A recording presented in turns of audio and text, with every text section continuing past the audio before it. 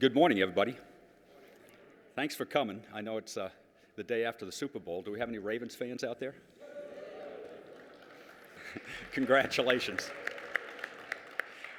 I'd like to welcome you here, and a special welcome to our distinguished guests that are on the dais with me now. My name is John Gant, and I'm the Director of the Office of Healthy Homes and Lead Hazard Control within the Department of Housing and Urban Development. Our mission for many years has focused on reducing lead poisoning in children. We've been very successful in that effort by educating the public, improving awareness, conducting research, and particularly through direct intervention. Our grant programs to cities, states, and other groups have served as a catalyst to promote healthy housing nationwide. Many of you here are champions of that fight, and I salute you and value your commitment and partnership. Over the past few years, our focus has expanded to address other environmental hazards in the home that impact the health of residents, particularly children, the elderly, and the disabled. That could be radon, cause of cancer, could be mold and mildew that exacerbates asthma, or a variety of other hazards. Secretary Sean Donovan recognized the critical overlap of housing and health early when he assumed leadership of the Department of Housing and Urban Development. The health of our children, particularly in low-income neighborhoods, is largely affected by where they live. He incorporated that vision into our strategic plan and called for us to leverage the commitment and the resources of all, federal, state, private groups, and foundations to reduce the number of homes with health hazards. It not only makes sense from a moral perspective, but from an economic sense as well. You can be much more efficient if you go in and do a single assessment and then bring a multidisciplinary approach to fixing what's wrong with that particular home, resulting in less doctor visits, better attendance in school for our kids, and less work days lost for parents. The Secretary challenged us to look for ways to define the problem, to improve program delivery, to engage our partners to be more creative, more focused, more flexible, and yes, more accountable. In 2009, we formed the Healthy Homes Work Group, which was a group of mostly federal agencies and departments that came together to take a look at healthy homes. That later transformed or was subsumed by the Presidential Task Force on Environmental Health Risks and Safety to Children. That group, which is sanctioned by the President, came up with two primary priorities going forward. We had handled lead, or at least we've got a good plan there, but the next two were asthma and healthy homes. It gives me great pleasure to introduce the Secretary of the Department of Housing and Urban Development, the Honorable Sean Donovan. He has devoted his career to ensuring access to safe, decent, and affordable housing and believes that America's homes are the foundation for family, safe neighborhoods, good schools, and job creation. Secretary Donovan has a long history of working to provide affordable housing to American families. Many of you know that he served previously as our Deputy Assistant Secretary for Multifamily Housing in a previous administration, and he also served as the Commissioner of the New York City Department of Housing Preservation and Development. In December 2012, President Obama created the Hurricane Sandy Rebuilding Task Force and appointed Secretary Donovan as the chair. The task force is charged with leading the long-term disaster recovery efforts in those states affected by Hurricane Sandy, by that devastating storm. It is my honor to present Secretary Sean Donovan.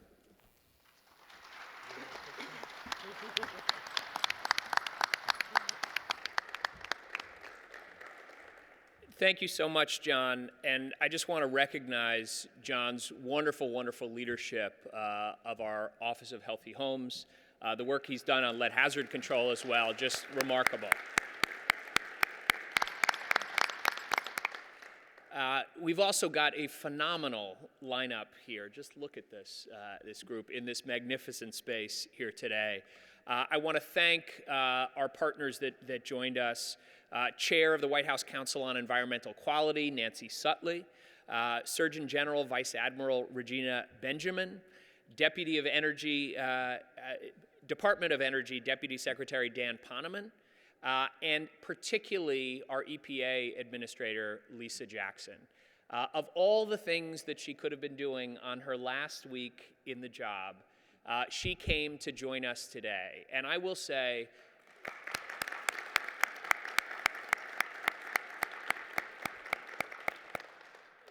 this is a person who has become a close friend, who I have gotten to know and seen up close and personal, her just unbelievable, completely unstoppable commitment to making sure kids and every American citizen is protected, and particularly those who too often have been left behind. Her focus on environmental justice and all of the hazards that we find that too often stop kids from being able to realize their great potential in this country is something that I will never be able to thank Lisa Jackson for enough. Thank you, Lisa Jackson.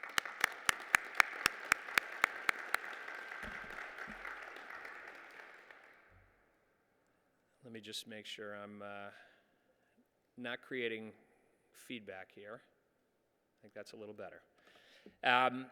So much for new technology. So let me talk about the strategic plan that we're unveiling today. It's called Advancing Healthy Housing, a Strategy for Action, and it represents an important new vision to address the nation's health and economic challenges caused by preventable hazards. This plan, developed by the Healthy Homes Work Group, as you heard John describe, focuses the attention of many federal agencies on the public health impact of poor housing quality in the entire country. I particularly want to thank not only John, but his team, Matt Ammon, Peter Ashley, and Chris Trent in our Office of Healthy Homes for their dedication to this very, very important project.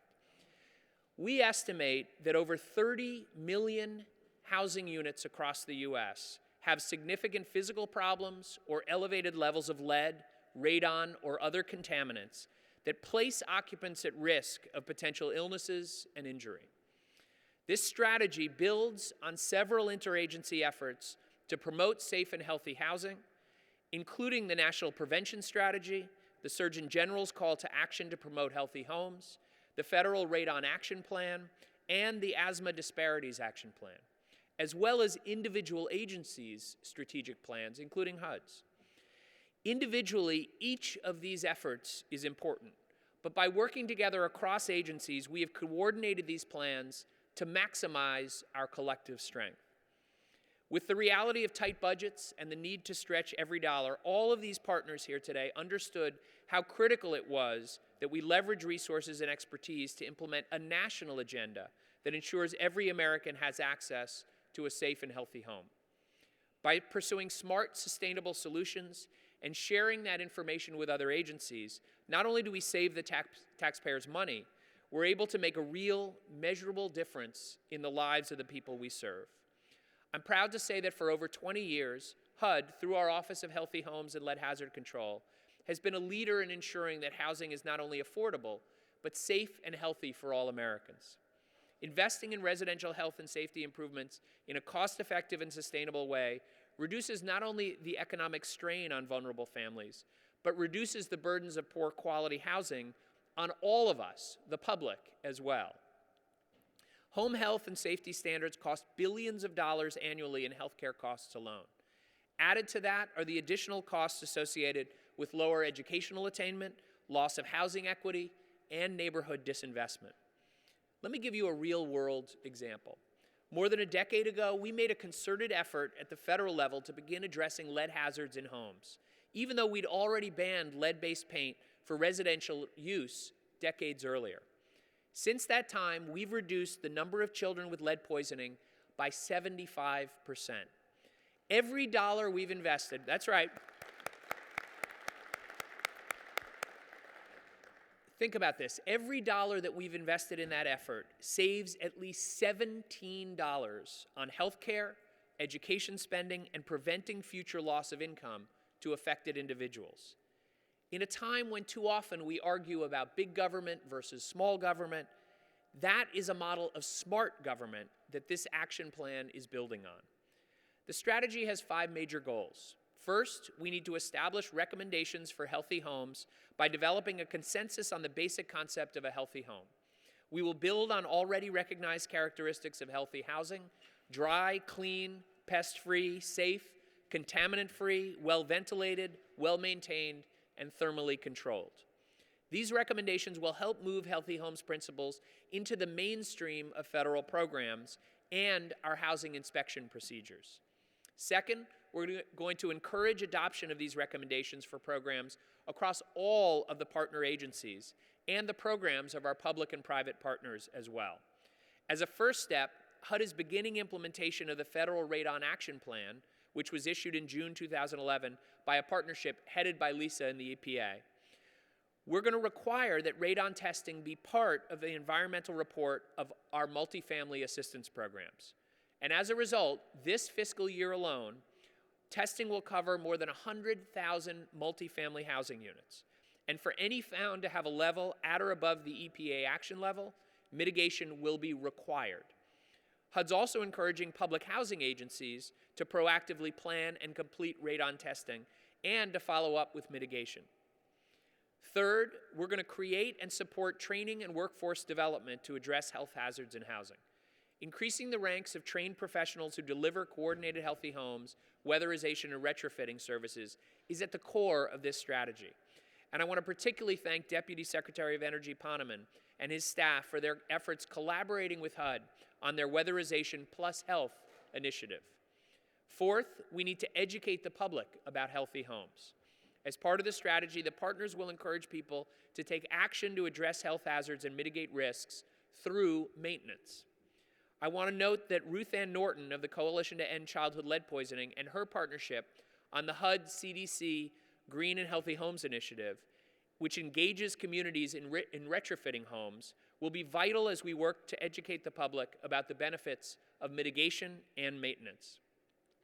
Fifth and finally, the partners will support research that informs and advances healthy housing in a cost-effective manner. We know more research is needed to help federal, state, and local stakeholders improve their decision-making and reduce unintended consequences. Health isn't just about the quality of individuals' health care, although that is absolutely critical.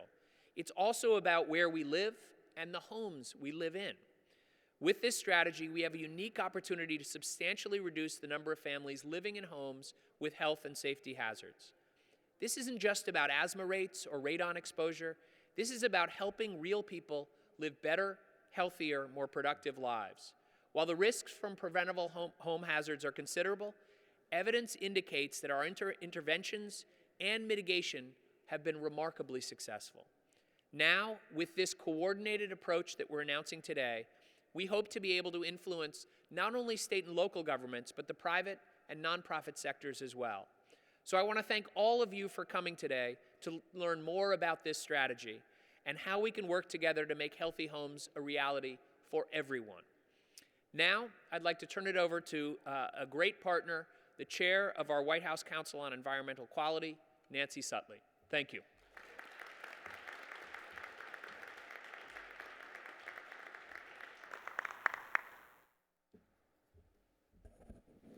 Good morning, and thank you very much, Sean. And it's really great to be here to discuss this very important initiative that will help make sure all Americans are safe and have healthy places to live. And I want to also commend my colleagues up here on the dais and all of the folks who've been working very hard on this strategy. So thank you again, Secretary Donovan, Surgeon General Regina Benjamin, Deputy Secretary of Energy Dan Poneman, and my friend Lisa Jackson.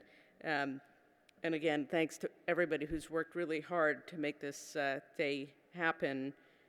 We expect our homes to be the safe place for our families, and this is very important, particularly for children who spend so much of their time in their homes at critical stages of development. And we Know, however, that there are preventable health hazards that are in the home environment.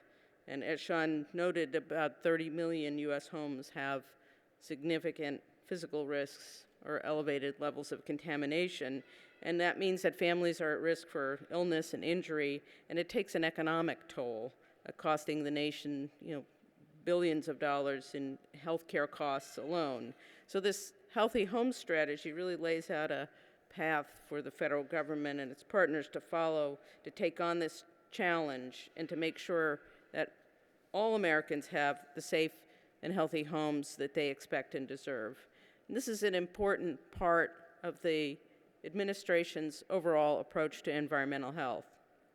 And the president has been very clear since he took office that a healthy environment is essential to a healthy economy and a thriving country. And this administration has taken really historic action to curb pollution in American communities, to support the growth of clean energy and energy efficiency and the jobs and industries that come with it. We've put in place new clean air standards for power plants that will prevent tens of thousands of premature deaths and hundreds of thousands of asthma attacks and other illnesses every year.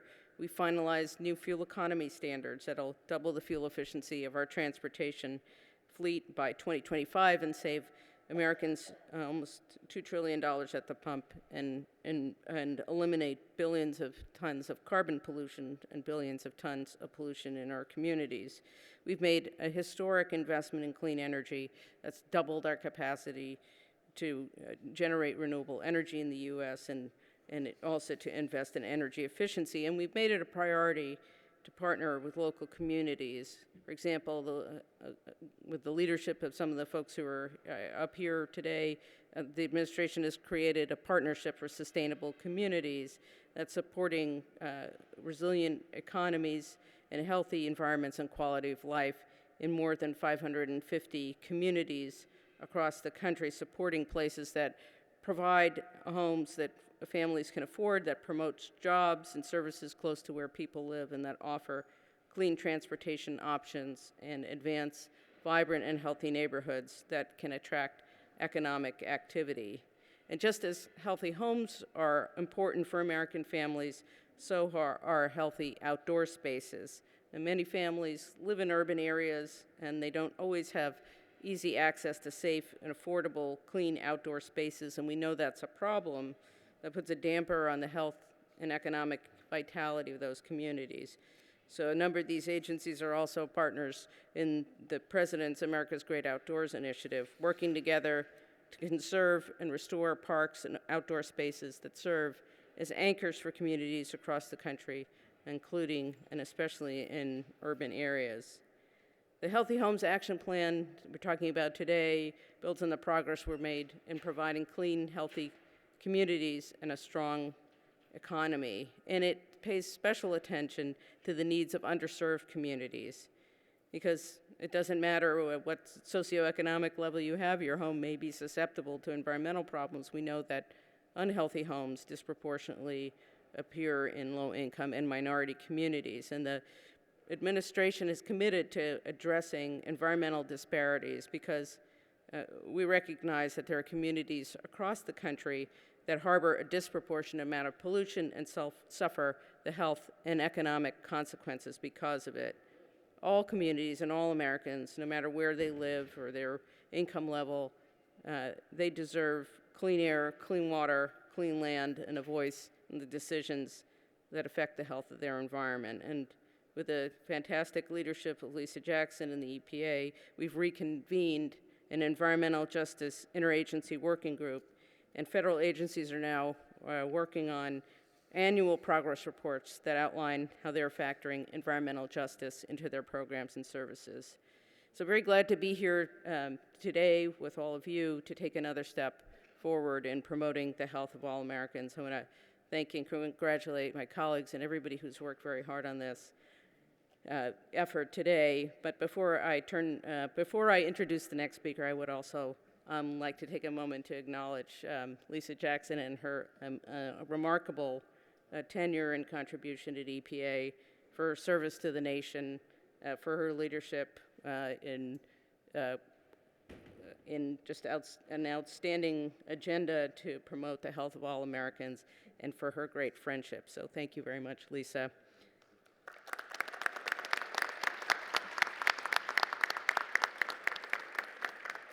It's now my pleasure to introduce a great leader who works tirelessly to ensure every American has the tools they need to be healthy, the 18th Surgeon General of the United States, Dr. Regina Benjamin. Thank you.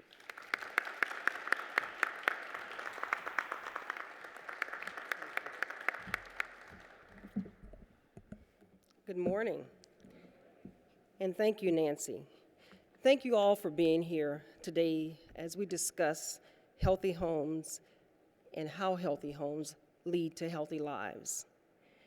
You know, in 2009, right here in this National Building Museum, the Department of Health and Human Services issued the Surgeon General's call to action to promote healthy homes. That call to action was released to raise the awareness of the public health impact of unhealthy and unsafe homes. And since then, the Healthy Homes Working Group has come together to create a coordinated, comprehensive approach to healthy housing across federal agencies. So today's release of Advancing Healthy Housing, a Strategy for Action, is another example of the Obama administration's broad agenda to help Americans get healthy, live longer, stay well, and thrive. As Surgeon General, I have the privilege of chairing the National Prevention, Health Promotion, and Public Health Council that was established by the Affordable Care Act. This council consists of 17 cabinet-level heads of federal agencies, such as the Department of Agriculture, Department of Labor, EPA, HUD, HHS, Defense, 17 members sitting around a table to discuss prevention. Secretary Donovan has been very active, and his staff has been really active on the council, and I'd also like to join and say thank you to Lisa Jackson, who's been a very active member of the National Prevention Council. Under her administration and tenure, the EPA started a Green Heart initiative to promote the links between air quality and cardiovascular disease. And she's also worked with the Department of Education to develop the Green Ribbon Schools initiatives, which promotes healthy learning environments for children. Administrator Jackson is going to really be missed on the council, and her leadership will certainly be missed as well.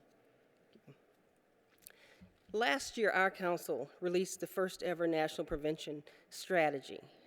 Our vision is to move our healthcare system from a focus on sickness and disease to a focus on wellness and prevention. If we truly want to reform healthcare in this country, we need to prevent people from getting sick in the first place.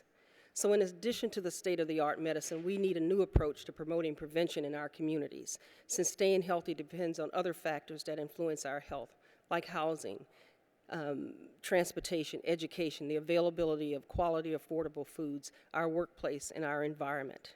We want to change the way we think about health in this country, and that calls for the nation to take a more holistic and integrative approach to community health.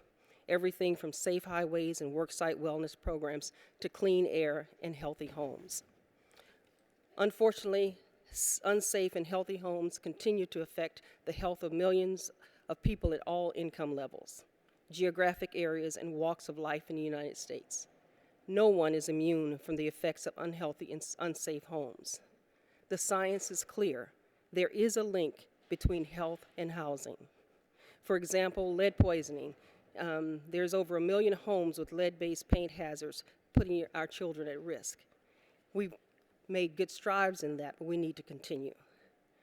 You know about asthma. Exposure to dampness or mold aggravates asthma and results in billions of dollars in healthcare costs every single year. And falls accounts for a little over 50% of all unintentional injuries in homes. Things like the stairs, open windows for small kids, rugs for the elderly. Another area is burning and burns and scalding, drowning, pools and bathtubs. And as we talked about a little bit, the radon gas, and you'll hear more about, is the second leading cause of lung cancer. And it too often goes unnoticed because it's invisible and it's odorless. And that's why I'm really pleased that HUD is taking radon action to its multifamily housing. This one action will save many lives for decades to come. We also have poisonings in the home. And of course, as Surgeon General, I can't stand here and not mention tobacco. We know that tobacco in a home is dangerous. Indoor clean air and secondhand smoke is so important. And HUD has been working with us through the National Prevention Council, has been working to get the message out that indoor smoking and secondhand smoke is hazardous, and it not just in your building, but it seeps through the walls. And the science is there that it passes through the walls. Too often we hear about the tragic stories resulting from these common hazards, these preventable hazards that affect the health and safety of our residents. So to prevent these, I recommend a few important healthy home actions that families and individuals and homeowners can take. One is install and maintain smoke detectors. Make sure you have good lighting, handrails on the stairways. Set the hot water heater to less than 120 degrees. Install four-sided pool fencing in homes with pools. Make your home smoke-free. Don't let people smoke in your home. And, of course, in homes with children, control and eliminate the lead-based paint. There are many others that we can share with you, and there are many others that are mentioned in the report. But the Department of Health and Human Services and the Office of the Surgeon General has really been pleased to be a member of the Healthy Homes Working Group and implementing the action strategy for advancing healthy housing. I'm especially looking forward to working on Goal 4, to educate the public about healthy homes, to promote the public communications campaign. And to get this started, we, the federal partners, will be launching a new website this spring, and it's healthyhomes.hud.gov. And it's going to make it easy to be able to find information. We'll have easy-to-use tools and information on how to make your home safer. In the end, it's prevention that's key. And our goal of the National Prevention Strategy is to increase the number of Americans who are healthy at every stage of life. And what better way to do that than to have a healthy home? And we know that healthy homes ensures healthy lives. And there is that link between health and home. So now it's my pleasure to introduce Daniel Poneman, Deputy Secretary of the U.S. Department of Energy.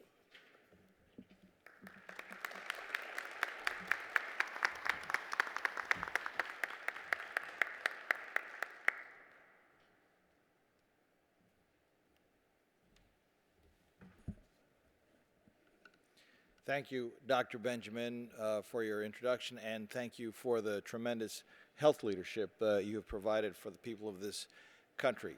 The Department of Energy has been a proud member of the Healthy Homes Working Group since its inception in 2009. Here I would be remiss if I did not acknowledge the thought leadership, the drive, and the determination and the vision of Secretary Sean Donovan. So please acknowledge that with me.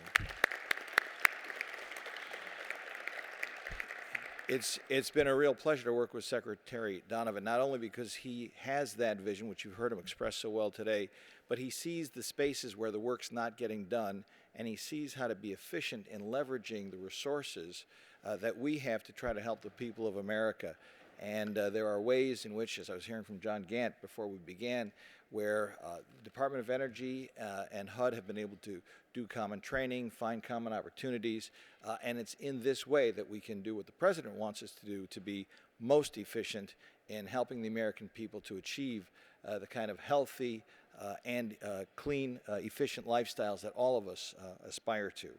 Now, our contribution here, our main focus from the Department of Energy perspective has been on the Weatherization Assistance Program. This is a classic case, a program that had long existed since 1976, in fact, but has found new life, new meaning, new leverage through this effort and through the Recovery Act, which gave us an additional opportunity to help a lot of people weatherize their homes. In fact, this program has put 24,000 professionals in homes across the country through partnerships with local organizations, and has also put thousands of Americans back to work in conducting energy audits and assisting in the implementation of this program, and in carrying out energy efficiency upgrades to more than 1 million low-income homes. This is a tremendous accomplishment, and it makes a big difference to people. It saves, on average, over $400 per family in their annual gas and electrical bills. It improves their daily lives, and the people who call these places home have a cleaner, better, safer, and, in fact, cheaper place to live. And most importantly, for the purposes of what we're talking about today in the release of this new, very important strategy, a healthier place for all of our American citizens. When one of our professionals enters a home and conducts an energy audit, they check the appliances, they check the utility meters, but they also look for mold, mildew, and water leakage that can create the conditions that cause the kind of problems that you just heard Dr. Benjamin describe so eloquently. They look for backdrafting and for carbon monoxide spillage from cooking stoves, water heaters, and other appliances. They check for chimney blockages, pest infestation, and they can install carbon monoxide detectors and fire alarms. This makes a real difference to real people in their daily lives. Just ask anybody who's benefited from this program. We know of one couple, and senior citizens in Ferndale, Washington. They had been having a lot of health problems. The wife, in particular, had been suffering from asthma. They had a leaking roof. They had aging air ducts and a moldy crawl space, and it just made everything worse, including how she felt every day. After our local weatherization team fixed the roof, added insulation, and sealed up the crawl space, not only did she feel a lot better, but their monthly heating bill fell from $260 per month to $150 per month. She reports that her asthma symptoms are much, much better, and she's been sleeping through the night for the first time in many, many years. So that's just one out of over 1 million cases that we now have of homes that have been approved through this weatherization program. We hear these stories every day. These weatherization professionals are on the front lines helping American people. And I see out in the audience Bob Adams, the outstanding leader of the Department of Energy Weatherization Program. So I want to thank you, sir, for your service.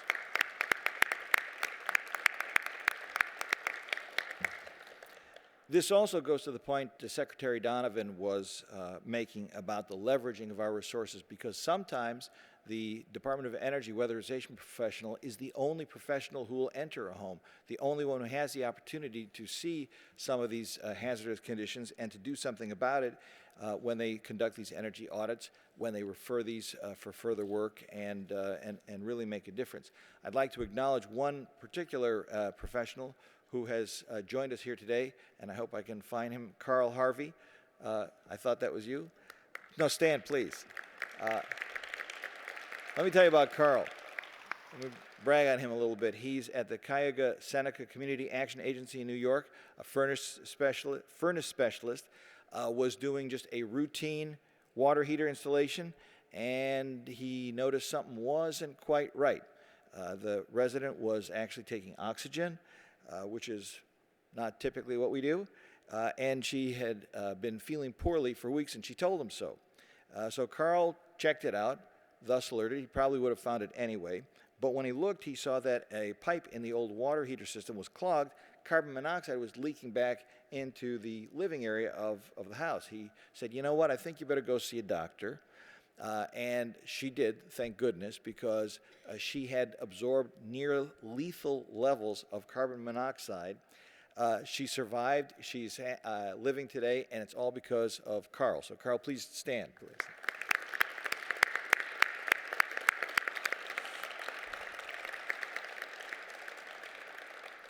Now, Carl says he's just doing his job. But this is just one example of how this program has made a real difference in real lives and has saved American lives. And when you think of the kids who are exposed to these homes, a fifth of our people living in circumstances that they ought not to, we have tremendous housing stock with a lot of needs, as Secretary Donovan has already described. And so it is for that reason that the Department of Energy is working so hard to build a pipeline of weatherization professionals, training the next generation of Carl Harveys. We have helped to create a network of 40 training centers, located throughout the country, each using a curriculum designed by the Weatherization Program to provide both classroom and field training on at least 14 different weatherization projects. We also offer online training programs for people who cannot attend in person, and we're proud to be part of this coalition also because it just makes sense.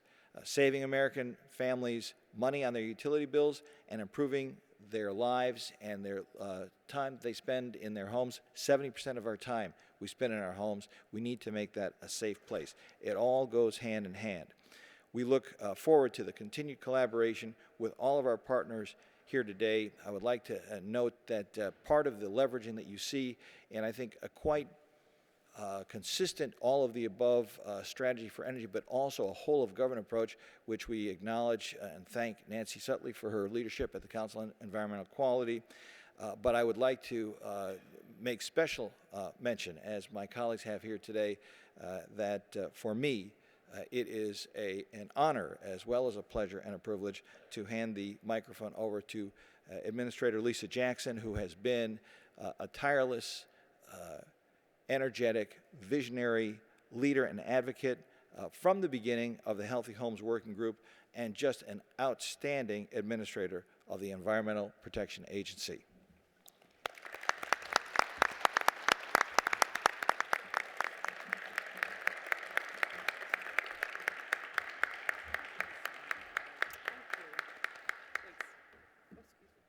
Oh my goodness.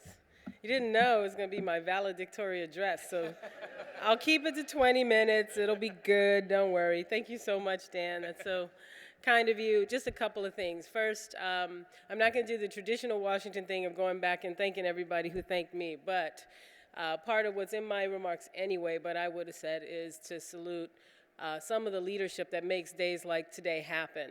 And it's not just to salute the leadership, but the people who make it happen. So I first want to start with Sean Donovan. I think of two things when I think of Secretary Donovan. On the professional side, I won't talk about what a great friend he is and how much fun he is at parties. That's for another conversation. But the first is transformational. And I don't say that lightly. I grew up in New Orleans, as many of you know, in the 9th Ward. My mom lost her home in Hurricane Katrina. When I think about what Secretary Donovan did from day one to transform how the Department of Housing and Urban Development looked at the challenge and opportunities in that great American city, I know it could not and would not have happened without him and his vision and staff. And so I thank him for that. And I think, having lived most recently in New Jersey, how fortunate the people in New York and New Jersey who suffered from Hurricane Sandy and its ill effects are, that he's agreed to chair the task force for the president. And so I want to salute his transformation. But before we salute him just for transformation, I also want to salute the fact that of all our cabinet colleagues, and we have a wonderful, wonderful group of folks. When I think of Sean, I think about the fact that a dollar never just does one thing.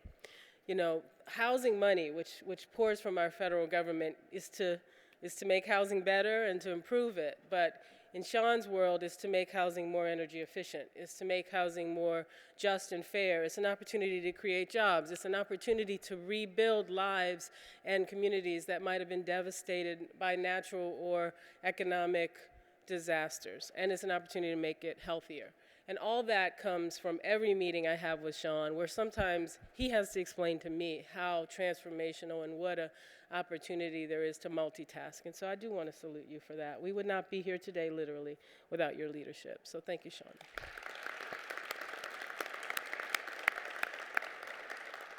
I want to also just say one funny thing about at least every panelist here, but we don't have time. But I do want to say Nancy Sutley is a dear friend, but she's an unheralded, often leader in the White House of making sure that initiatives like this that cross so many parts of the federal government actually have a home and a place to take root and a place to grow and support in everything from budgeting all the way through policy making, I'll say.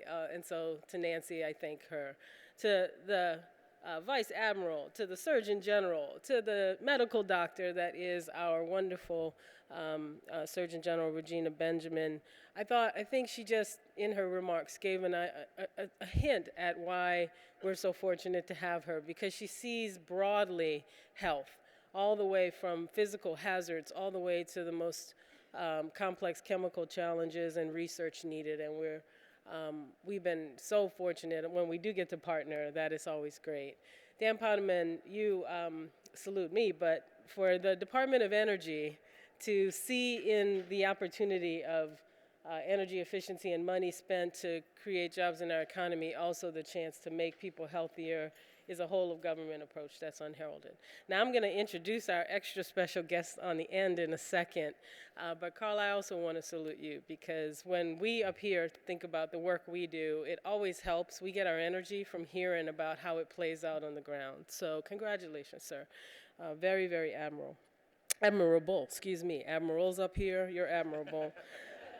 So my job is to just make a quick connection. Oh, and I got to thank all the staffers. My own EPA folks are sitting right here, but all the folks who work so hard to make these things happen. Thank you so much. Mike and Jackie. So people think about EPA, they think about the great outdoors. They don't necessarily think about buildings and the great indoors. But like so much else, protecting people, which is our job, protecting human health and the environment, cannot happen if we don't think about the indoors. Americans still spend about 90% of their time indoors somewhere, where, unfortunately, if we're not careful, the air is often, to this day, still often more polluted than the air outside. And much of that time is spent inside our home, which in many ways, of course, is our most intimate environment. Today, far too many of us still live in homes where environmental hazards can lead to a range of short-term or long-term health issues. Millions of Americans live in housing units with elevated levels of invisible contaminants, placing themselves at risk every day. Radon is one of these invisible contaminants. It's one of EPA's highest public health priorities. Why? Because every year more than 20,000 Americans die from radon-induced lung cancer. Just the fraction of lung cancer caused by radon kills almost as many people every year as leukemia or lymphoma. Radon-related lung cancer kills more people annually than ovarian cancer, brain cancer, or stomach cancer.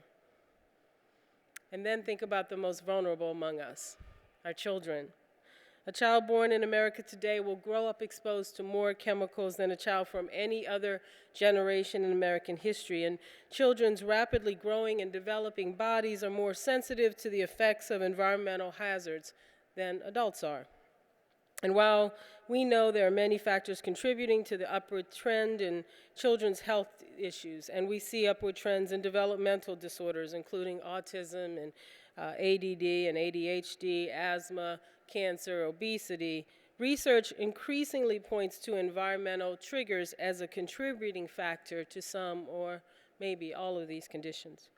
Children aren't the only one, though, who are especially vulnerable. While unhealthy and inadequate housing continues to affect the health of millions of people from all income levels and geographic areas, substandard housing disproportionately impacts those who live in minority or low-income communities.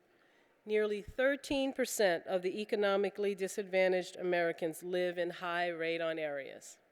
That's more than 6 million people.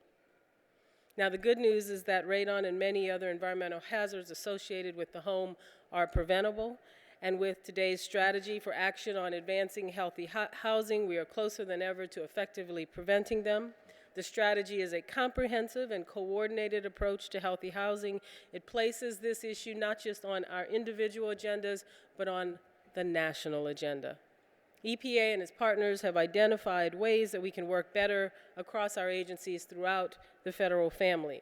It builds on other efforts like our Federal Radon Action Plan and the Federal Action Plan to reduce asthma disparities, and ensures we're working together and targeting our resources and making real progress. The groundwork has been laid, and as the strategy is implemented, I believe families across the country will benefit from cleaner air inside their homes.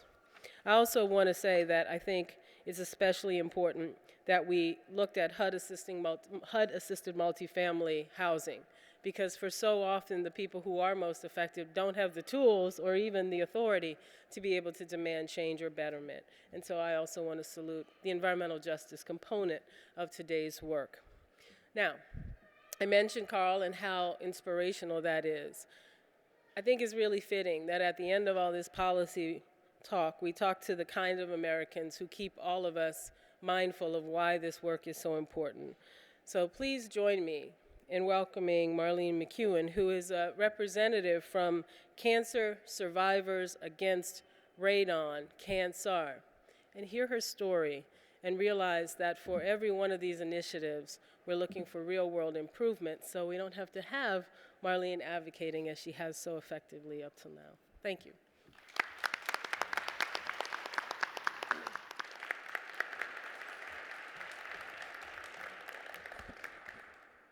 Good morning. I'm here on behalf of CANSAR, which is the Cancer Survivors Against Radon. We have a membership of about 40 people, some of whom are widows, some of whom are actually fighting lung cancer, radon-induced lung cancer at this time. We have a fluctuation in our membership because most of the people who have lung cancer are not survivors. So the numbers go up and down. I would like to thank Administrator Jackson and Chairwoman Sutley, Secretary Donovan, Admiral Benjamin, and Deputy, I'm going to butcher this, Deputy Secretary Poneman. I'm honored to be here today for this important event.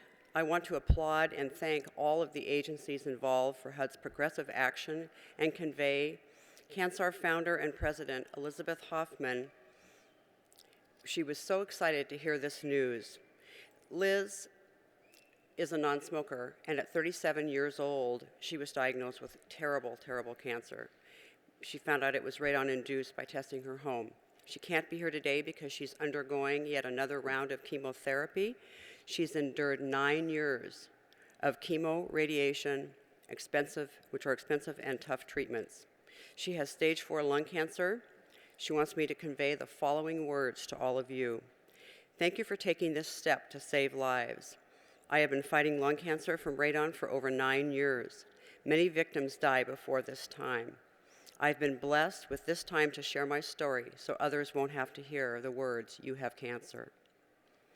My husband Bob, there's a picture of Bob up here. I carry that picture with me, and whenever I speak, whenever I testify, that picture is shown. I think it's important to add a face to the name. Bob passed away from radon-induced lung cancer in November 2004. He was diagnosed with late-stage lung cancer due to radon exposure in 2003. The EPA action level for radon is 4 picocuries per liter. Our home in Lake Oswego, Oregon, tested out at 57.2 picocuries per liter. Bob was 49 years old when he passed away. He left myself, 4 children, 1 grandchild, his parents, and his brother. He was a loving and incredible family man, and I miss him dearly. Our house that we lived in at the time that Bob passed away was my family home that I grew up in. My father built it in 1948. It has a full basement. My mother also passed away from lung cancer in the year 2000. She had been a prior smoker and had lived in the house for 43 years before Bob and I bought it from my parents and moved in 1991. We thought at the time of her death that her death was attributable to smoking. And in a side note, our cat had lived in the basement for 10 years, and she died of many, many cancers. She was riddled with cancer when she died as well. Lung cancer is called the invisible disease because there's very, very few warning signs. Bob was diagnosed with a lump on his neck, and he thought that he had actually burst a muscle in his neck. He was a building contractor. He went to the doctor and found out that it was a lymph node. And by the time he was diagnosed, the lung cancer had been in his system for over 2 years, the doctors estimated. It had already widely metastasized to his bones and his back, prominently in his breastbone. Within 6 months, it went into his brain. He had 9 lesions in his brain, major lesions. It went into a spinal column shortly after that, and Bob lived 15 months after diagnosis. We tested and fixed our home. There are others out there who don't know or have the option of fixing the home or building that they live in. If I had one wish for Radon, and this policy that's being announced today is a huge step for Radon. My wish list would be that testing and mitigation of every home in the United States was mandatory, that radon-resistant new construction be a requirement, which it actually is in Oregon. In 2010, I was I actually co-chair the Oregon Radon Coalition as well. It was part of that procedure, testifying and getting that policy through. We now have new residential and public building construction codes that will greatly help our area. I am pleased and thankful that HUD has taken these steps to protect those living in multifamily housing. Because of HUD's actions and EPA support, people who live in apartments and may not know or have the right to test will be protected by this progressive and sensible step announced today by Secretary Donovan and supported by all of you. When the voices of real life and death stories from CANSAR members join together with others, lives can be saved. Know that your efforts make a difference and will continue to spread the word about the dangers of radon and continue to save more lives. Thank you. Thank you from the bottom of my heart.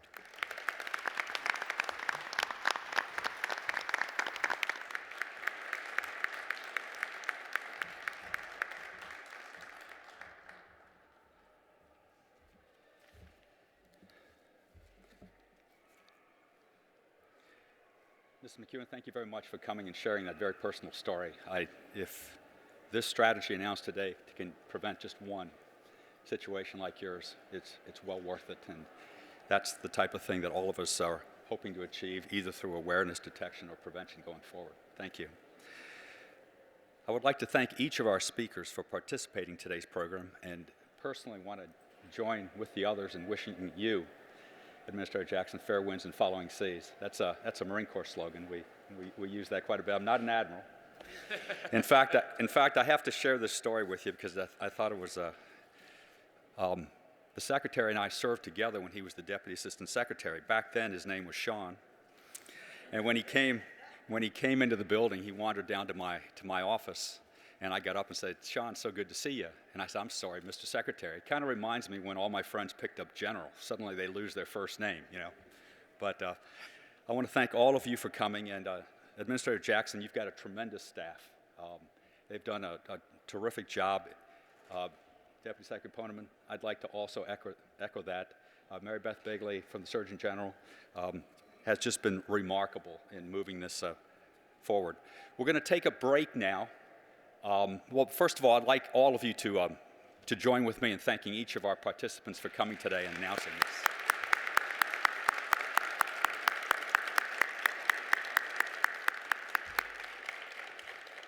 While we take a break, the principals will leave the stage. They are encouraged to meet over here if there are any questions from the press.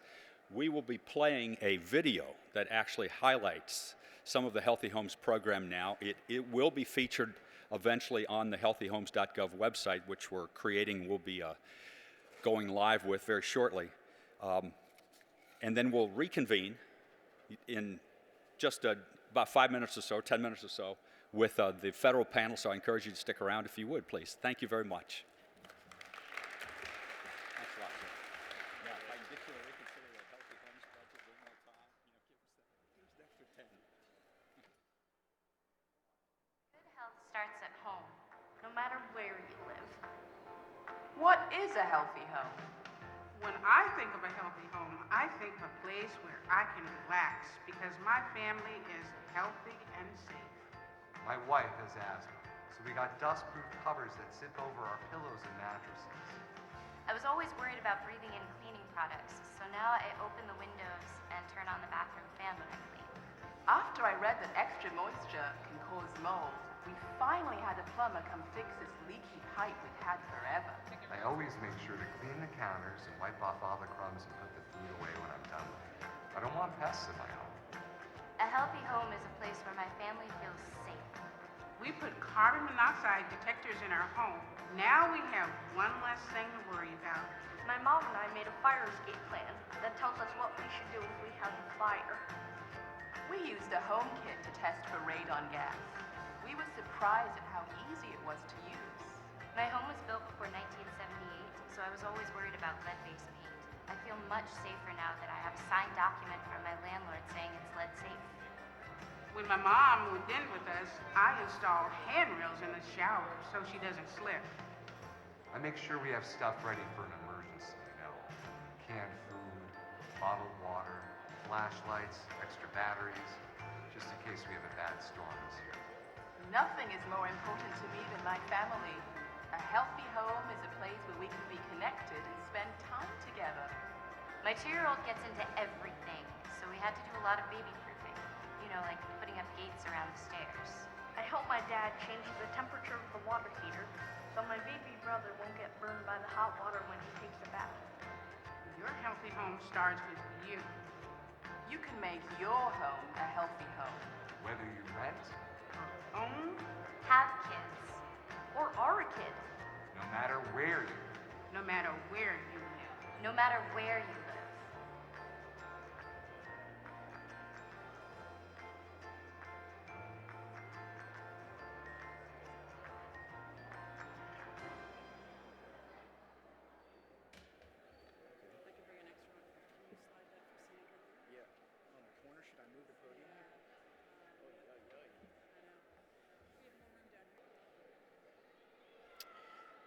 All right, please find your seats.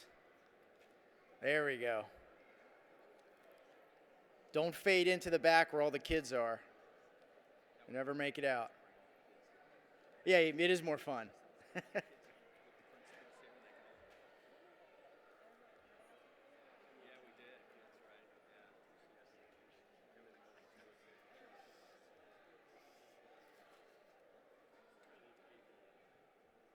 So for the second part of our program, we have a distinguished panel of guests, both federal agencies and non-governmental, to really talk about a little deeper dive on the strategy for action and how it impacts and relates to the work that they are doing, and certainly what it means to finally have the report out. My name is Matt Ammon. I'm HUD. I'm the Deputy Director in the Office of Healthy Homes, but I'm not a panelist, so I'll put that there. It is a long time coming. I feel like if I were to have a family reunion, unfortunately, all you all will be invited, because you guys are, we're this really big family, and we've been together for many, many years, some a lot more than others, starting with lead, but it humbles me the fact that we have such distinguished staff and such distinguished people out there who really understand what needs to happen, or really do nothing short of trying to get remarkable things done. And this is really a remarkable thing, this report. We started out a long time ago where we all decided that it was probably a good idea for us to get together and talk about these issues and do something about it. So we all formed this little work group. And then it became bigger, and then it became bigger, and then we got picked up by the President's Task Force, and we were very pleased that it was the settings was chosen as a core piece of the President's Task Force. And so, we all have a lot to celebrate, and we've come a tremendous long way from where we were, 4 years ago? Because I think the report had been circulating for about 3. So this represents a really significant accomplishment. So I've been really pleased and proud to be part of that effort. And if you want to call it the one of the head cheerleaders, I'm one of the head cheerleaders. So I'll do my dance in a minute. But what we want to do is first give you a little bit of perspective, and I'll introduce the 2 co-chairs for the President's Task Force. But I do want to highlight and give a shout out to the past co-chairs of the President's Task Force on Health and Safety Risks in Children. Nadine, Peter, if you could please stand up. It was really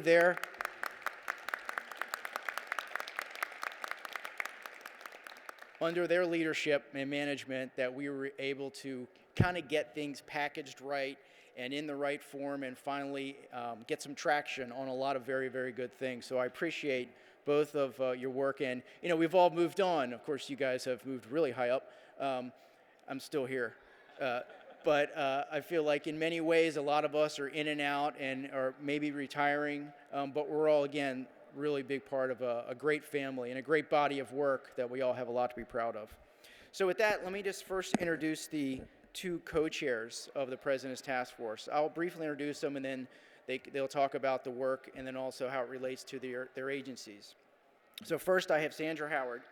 She is the Senior Environmental Health Officer in the Office of Assistant Secretary for Health, HHS, and co-chair of the Senior Steering Committee, again, of the President's Task Force on Environmental Health Risks and Safety Risks to Children. And to her left is Jacqueline Mosby. She is the Acting Director of the Office of Children's Health Protection, EPA, and also co-chair, again, of the Senior Steering Committee in the President's Task Force on Environmental Health Risks and Safety Risks of Children. So first, let me start off with Sandy to give some remarks, and then she can turn it over to Jackie, who can finish the conversation about the President's Task Force and also its relevancy at EPA. You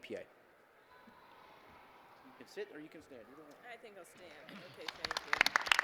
All right, thank you, Matt. Matt, I've long wanted to bottle your enthusiasm and sprinkle it on my cereal in the morning. So good morning, everyone.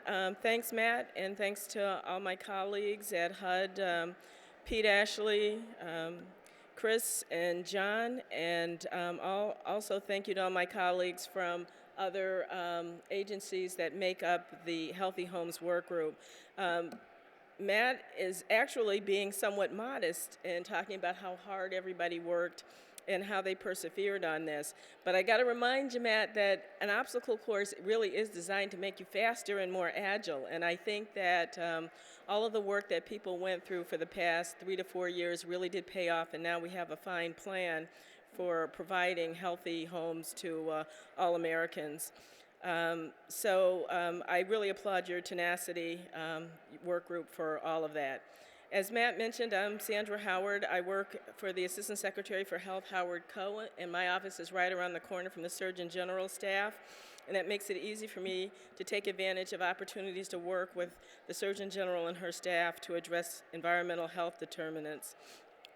Today, I'm representing not only Health and Human Services, but the President's Task Force on Environmental Health Risks and Safety Risks to Children, which is an interdepartmental working group co-chaired by the Secretary of Health and Human Services, Kathleen Sebelius, and the Administrator of EPA, Lisa Jackson.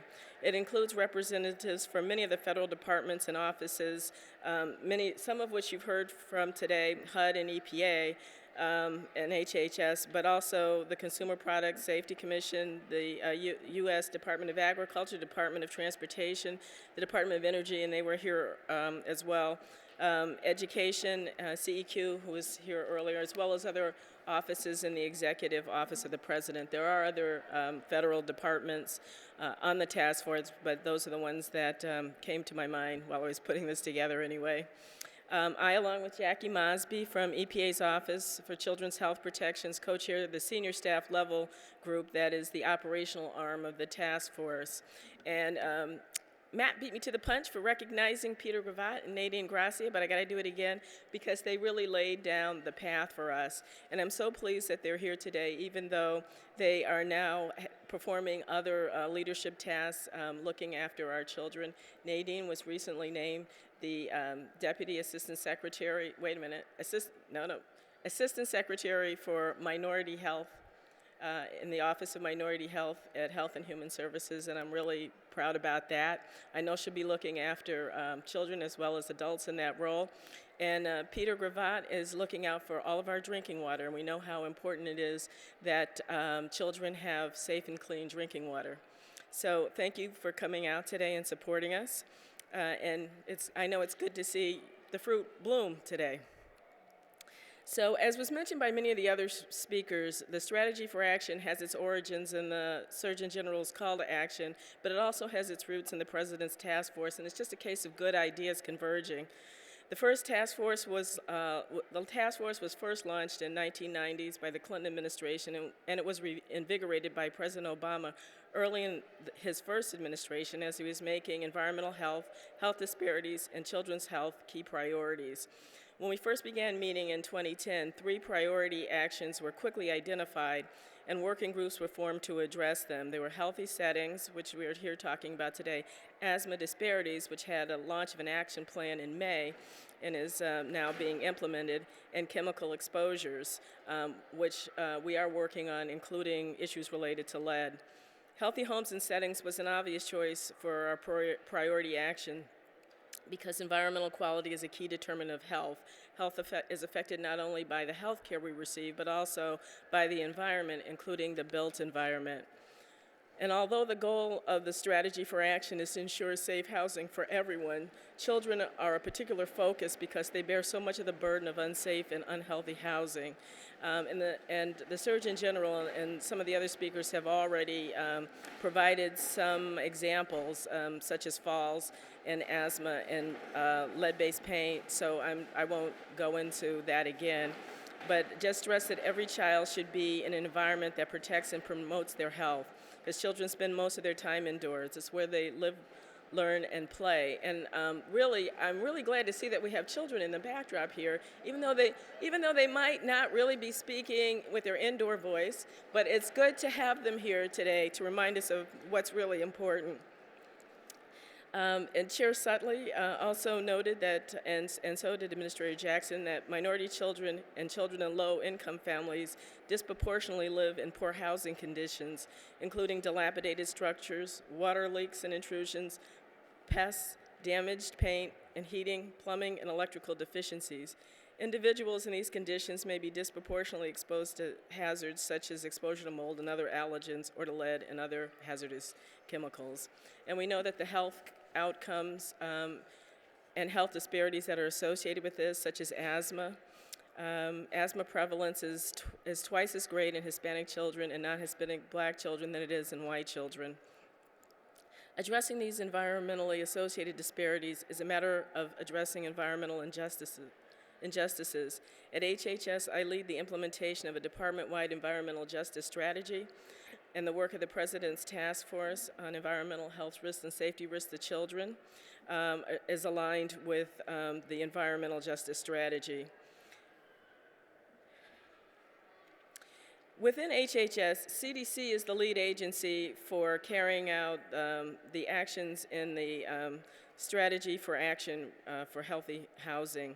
And Dr. Portier is here, and we'll hear from him a little bit later, but I want to assure you that HHS in general is fully engaged. It aligns with other HHS priority activities, including implementing the Affordable Care Act with its emphasis on prevention and its recognition that a patient's environment is a factor in successful recovery of probably nearly every illness. It also aligns with Healthy People 2020, our strategic plan for public health, and the HHS Action Plan to reduce racial and ethnic health disparities and the National Stakeholder Strategy for Achieving Health Equity.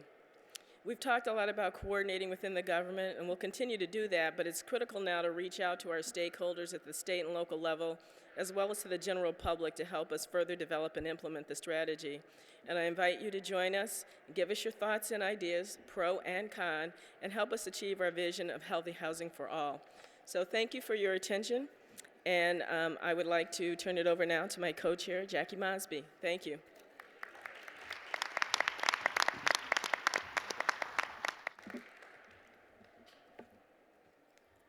Well, good morning, and thank you. Thanks to all of my panelists and colleagues here. I want to just talk to you and say that it is my pleasure today to discuss the landmark strategy, the product of the President's Task Force. This that I also co-chair with Sandra Howard, and I cannot say enough about Peter Gravatt, who served as the co-chair and was instrumental, I believe. As Sandra said, the task force was started in 1997, and in 2010, Peter Gravatt was instrumental in revitalizing that task force and also identifying some key priorities. asthma, chemical safety, and place-based holistic approach to address environmental health and safety hazards for children where they live, learn, and play.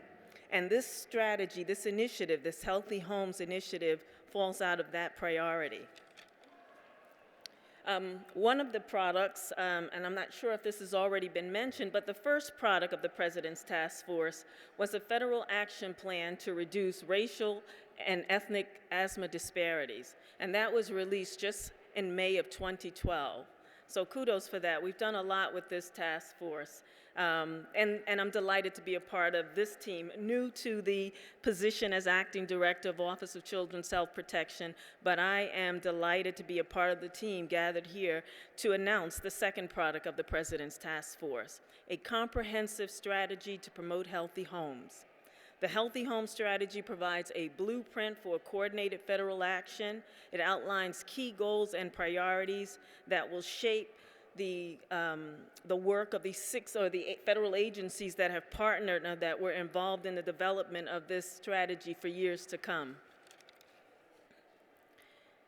And I am especially pleased that, like the Asthma Action Plan, the Healthy Home Strategy addresses the needs of underserved communities where housing hazards tend to be more pronounced and children are at disproportionate risk for adverse health outcomes from environmental exposures. As the administrator, Lisa Jackson, mentioned, a child born today is exposed to more chemicals in the environment than a child born at any point in time in this country's history. In spite of the proliferation of new chemicals, we have made solid progress in reducing children's exposure to the number of environmental contaminants. Among the contaminants clearly linked to health conditions in children, there are several encouraging trends. One, lead. The median concentration of lead in blood of children ages 1 to 5 was 92% lower in 2009 to 2010 compared to 1976 to 1980 levels.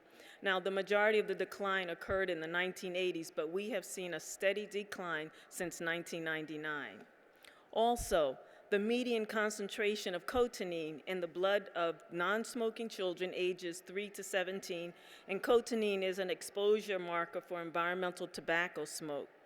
Those levels have been lowered also. They've gone from 88% in 2009 compared to the 1998 and 1991 levels. Also, in 2010, only 6% of children below the age of 6 years lived in homes where someone smoked regularly versus 1994, where there were 27%. Also, another note, also worth noting is that the percent of children in counties where pollutant concentrations were above the level of 1 or more national ambient air quality criteria or standard have declined. They've gone from 75% to 59%. However, in spite of the progress, we still have a long way to go.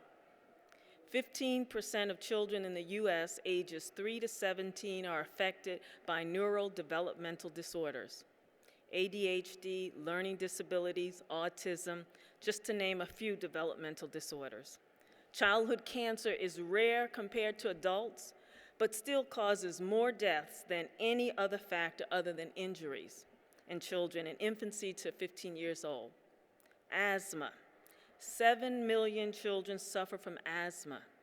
That yields 2 million ER visits a year and is equivalent to 10.5 million missed days of school. While we've made progress, we still have some ways to go. Genetics can play an important role in many adverse health outcomes, and in some conditions are associated with specific genes. However, most adverse health outcomes have complex and multiple contributors rather than any one clear cause, and likely result from a combination of genetics, biological, psychosocial, and environmental risk factors. The importance of the Healthy Homes Initiative for Children is that reducing environmental exposures that can potentially lead to adverse health outcomes is a goal that we can all work together using the framework set in this initiative. As we know, a comprehensive, coordinated approach that leverages the resources of multiple federal agencies at the point where health, housing, and environment intersect will yield the greatest impact to public health. At the EPA Office of Children's Health Protection, we play a coordinating role in EPA's activities to advance the Healthy Homes agenda. As an agency of 17,000 professionals with offices in DC and 10 regional offices across the US, we bring much to the table, including a lead role in regulatory and enforcement activities for issues including lead-based paint, asbestos, formaldehyde, pesticides, and drinking water, just to name a few. We are a lead in technical expertise, including state-of-the-art protocols for assessing exposure risks. We provide leadership in promoting voluntary programs, including Energy Star, WaterWise, Indoor Air Plus, and many others. And EPA has long-standing partnerships with key stakeholders involved in the Healthy Homes activities at the state and the local level. By leveraging our resources and expertise with that of our colleagues and our on the Federal Healthy Homes Work Group, we collectively are able to further advance the Healthy Homes agenda far more effectively than we could do alone. Now that we have mapped out federal roles in advancing the Healthy Homes agenda for the next 3 to 5 years, we look forward to engaging more broadly with our non-federal stakeholders, advocacy groups, philanthropies, non-government, local agencies who can join in this initiative. I look forward to working with many of you in the years to come. And I thank you for joining us in the launch of this exciting new initiative. And I just thank the work group. A lot of work has gone into, and many years, as has been mentioned, to develop this strategy. And it is an exciting day, and I am glad to be a part of it. Thank you.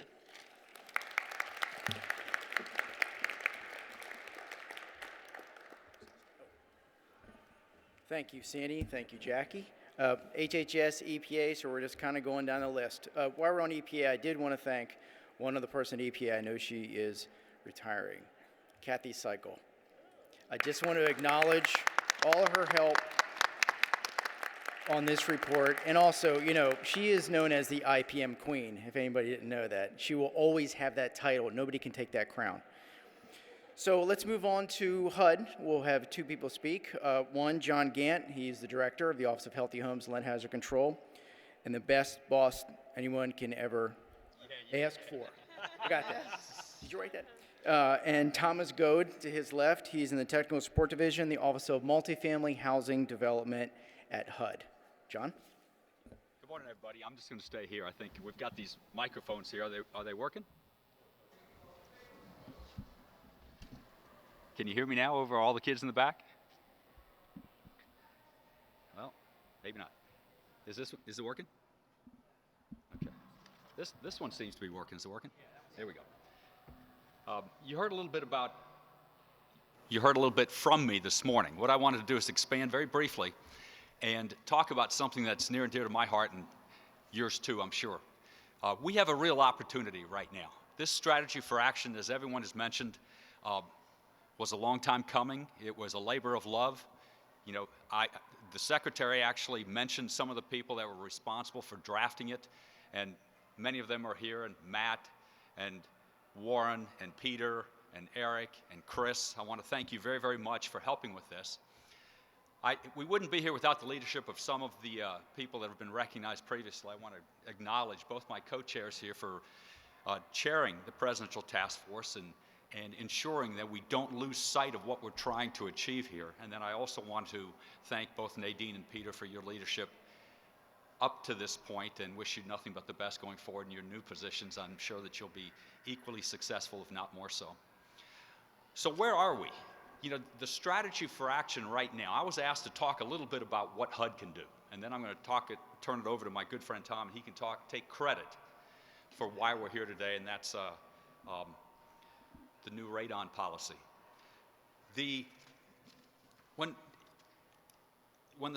my secretary came in, he immediately recognized that housing and health are interrelated.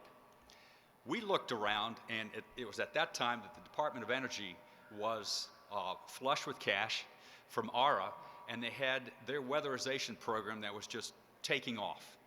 So all of these different things came together at one time, and we said, you know what, we ought to be working more collaboratively to ensure that we're more flexible, that we've got access to different funding streams for the people, especially our grantees and advocacy groups that are looking for this funding, and that we come up with the overarching goals from a federal perspective.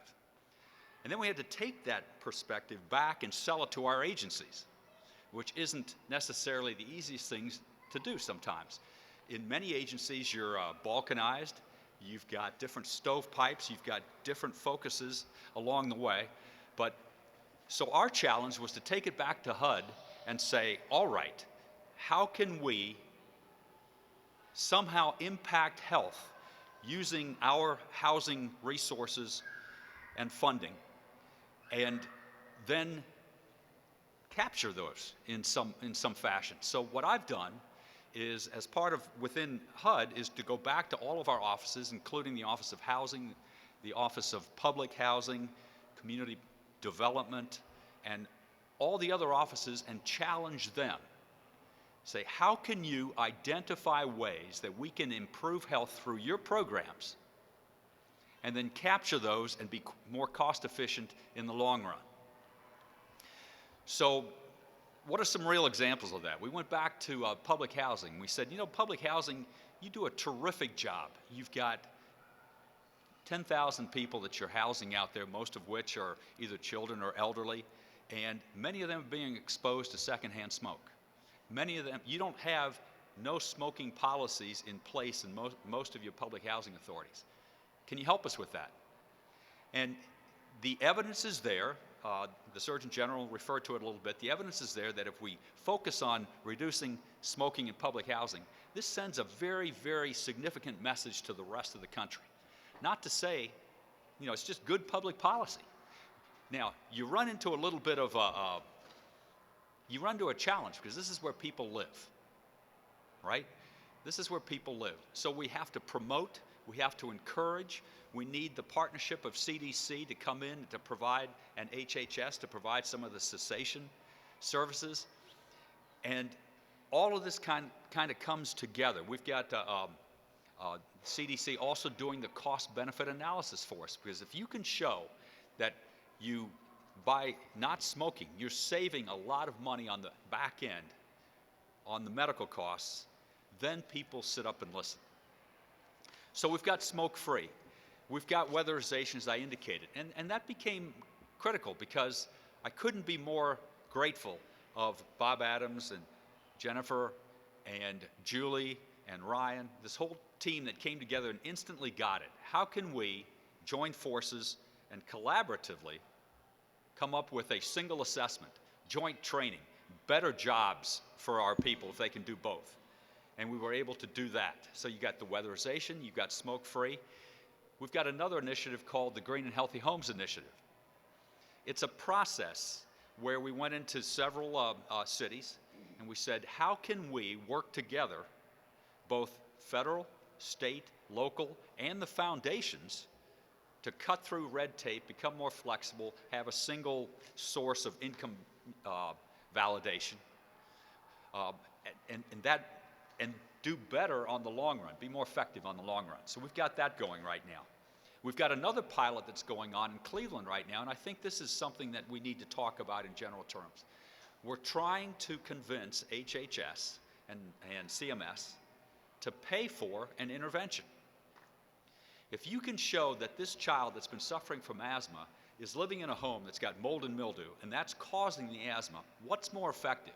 Going in and actually fixing the house, and then you don't have that continual cost of the medical side of the house downstream. Is it better for the child? Of course it is. Is it better for the parents? Yes, it is. Is it better for the federal government and those that are providing the funding? Long term, it is. So we've got a pilot going in Cleveland right now that HHS is supporting us on, where we're actually sending people into the home. We're writing a prescription This particular child is suffering from asthma. The doctor that's treating goes into the home and determines what's causing it. And then we go back and try and fix it up front. We've got, with EPA, we've got a lot of different interrelationships with EPA, but I'm very, very pleased about Radon because that's what we're announcing here today. We've been working closely. Jackie's been leading their lead program for many, many years, and you've heard about that. But Radon, and then I'm going to turn it over to Tom to talk about Radon, is where we're headed right now. It was EPA that took the leadership on the federal Radon plan. Mike and Gina McCarthy, his boss, Dave Rowson, Bill Long, and others have said, this is something we can really make a difference in. EPA doesn't control a lot of the housing within HUD, but through their persistent efforts, they said, can you help us with this? And then I'm very, very happy to introduce or have Tom follow me because Tom instantly got it. It's not easy getting some of these things through a bureaucracy. We all know that. But to recognize that up front and to take the steps to where we are today to announce this Radon policy, I'm very, very pleased. And at that, I'll turn it over to Tom. Thanks a lot, John. And Multifamily is very happy to be a part of this endeavor, and I'd be remiss. There are many people in the multifamily production staff that worked on this, but Eric Axelrod, for one, the environmental officer for multifamily, and he's seated out there today, was instrumental in moving this forward. So thanks a lot to Eric Axelrod. In developing our policy, multifamily has tried to develop one in a manner that will improve the health and safety of housing for the residents, but still not putting excessive demands in terms of development of new product and needed housing within the marketplace. HUD's testing protocol does follow that established by the American Association of Radon Scientists and Technologists, and their protocol for conducting radon and inspections and measuring decaying products within multifamily buildings. Having said that, there are probably three areas where we will not require, we want an observation whether or not radon is apparent or not, or is present or not, but there are three instances where we don't require that a full radon report be made, and that's if the physical inspection of the property, as I mentioned, the building does not have the characteristics of exhibiting radon within the basement or first story levels. A second criterion that in our insurance program where we're refinancing an existing property under our 223F program, again, if the inspection reveals that there's a low radon risk, we don't require that it go through further testing. And a third measure is where we're refinancing existing inventory in the HUD inventory under the 223A program, where they're refinancing the program to take advantage of the lower interest rates.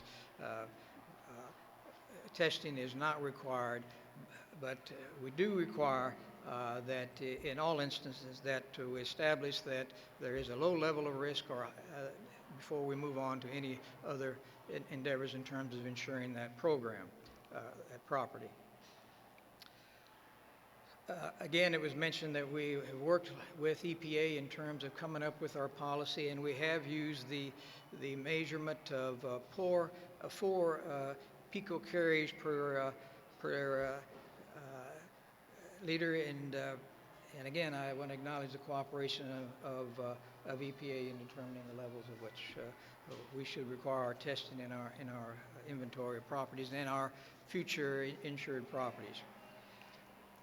As mentioned this morning by Marlene, that she felt it was very important in terms of moving forward in the HUD insured programs that residents at properties be notified that testing will be happening at the properties, and that is included also in our guidance. By the way, our radon policy, which as Eric informed me this morning, is now available online, and I think you can pick up copies at the front desk, but if not, you can find it. The mortgagee letter is 2013-07, and the HUD notice is 2013-03, and they should be posted in HUD clips today. But we do require that residents be notified that we will be testing their property. We require that they be notified prior to testing. And also require that they be notified of the results of that testing, and that if mitigation is going to occur, that we make arrangements and let them know that that's going to happen also.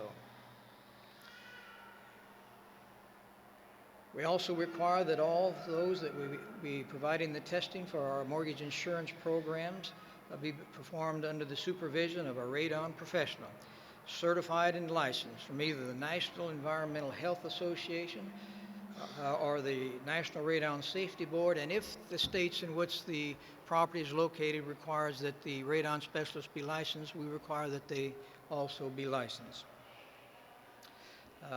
Our policy will be in effect for firm commitment application and pre-application packages for mortgage insurance after June the 4th. That is 120 days from today, in order to give the industry time to prepare for implementing the new guidance. Again, I'd like to remind you that you can find the mortgagee letter at the front desk, copies of that. If you'd like to go online to HUD clips, again, it's at 2013-03 for the housing notice and 2013-07 for the mortgagee letter. Thank you, Tom. Will you be available to autograph those later? I certainly will. Eric, will you autograph them too, right there? Eric used to work in the office of, not Healthy Homes, back then it was Office of Lead-Based Paint, Poisoning Prevention and Pollution something. Warren knows. Can't remember, it was so long ago. But anyway, so great, you guys will be available to autograph. I'm sure that you'll have a lot of signatories. You bet. So thank you, HUD. And we'll be moving forward with EPA again. We have Mike Flynn, who is the director of the Office of Radiation and Indoor Air from EPA. Mike? Thanks, Matt. I'm going to follow John's lead as always and stay up here at the table here. I'm really delighted. This is an exciting day, folks. This is really an exciting day for a lot of work that's gone into, I know the Healthy Home strategy has been in the works for a long time, and folks have really worked hard on all the efforts, the multifamily policy, the radon work. So I want to echo what Administrator Jackson said at the beginning, to congratulate and thank all of you who are here, who have helped and advanced all these efforts. It's really a tremendous day as moving forward on all these efforts. Also want to sort of acknowledge our chairs in both Sandra and Jackie, our current chairs, and also Nadine and Peter, who sort of took this at the early stages on the healthy housing strategy. Also, I have to say to our leader here in John Gant and Matt, and thank them for their leadership in orchestrating today's event. I have to say it was masterful to have all these children here, John, that you invited. Also, that's right, it's great. I'm also impressed that we haven't lost power yet, so it's pretty good.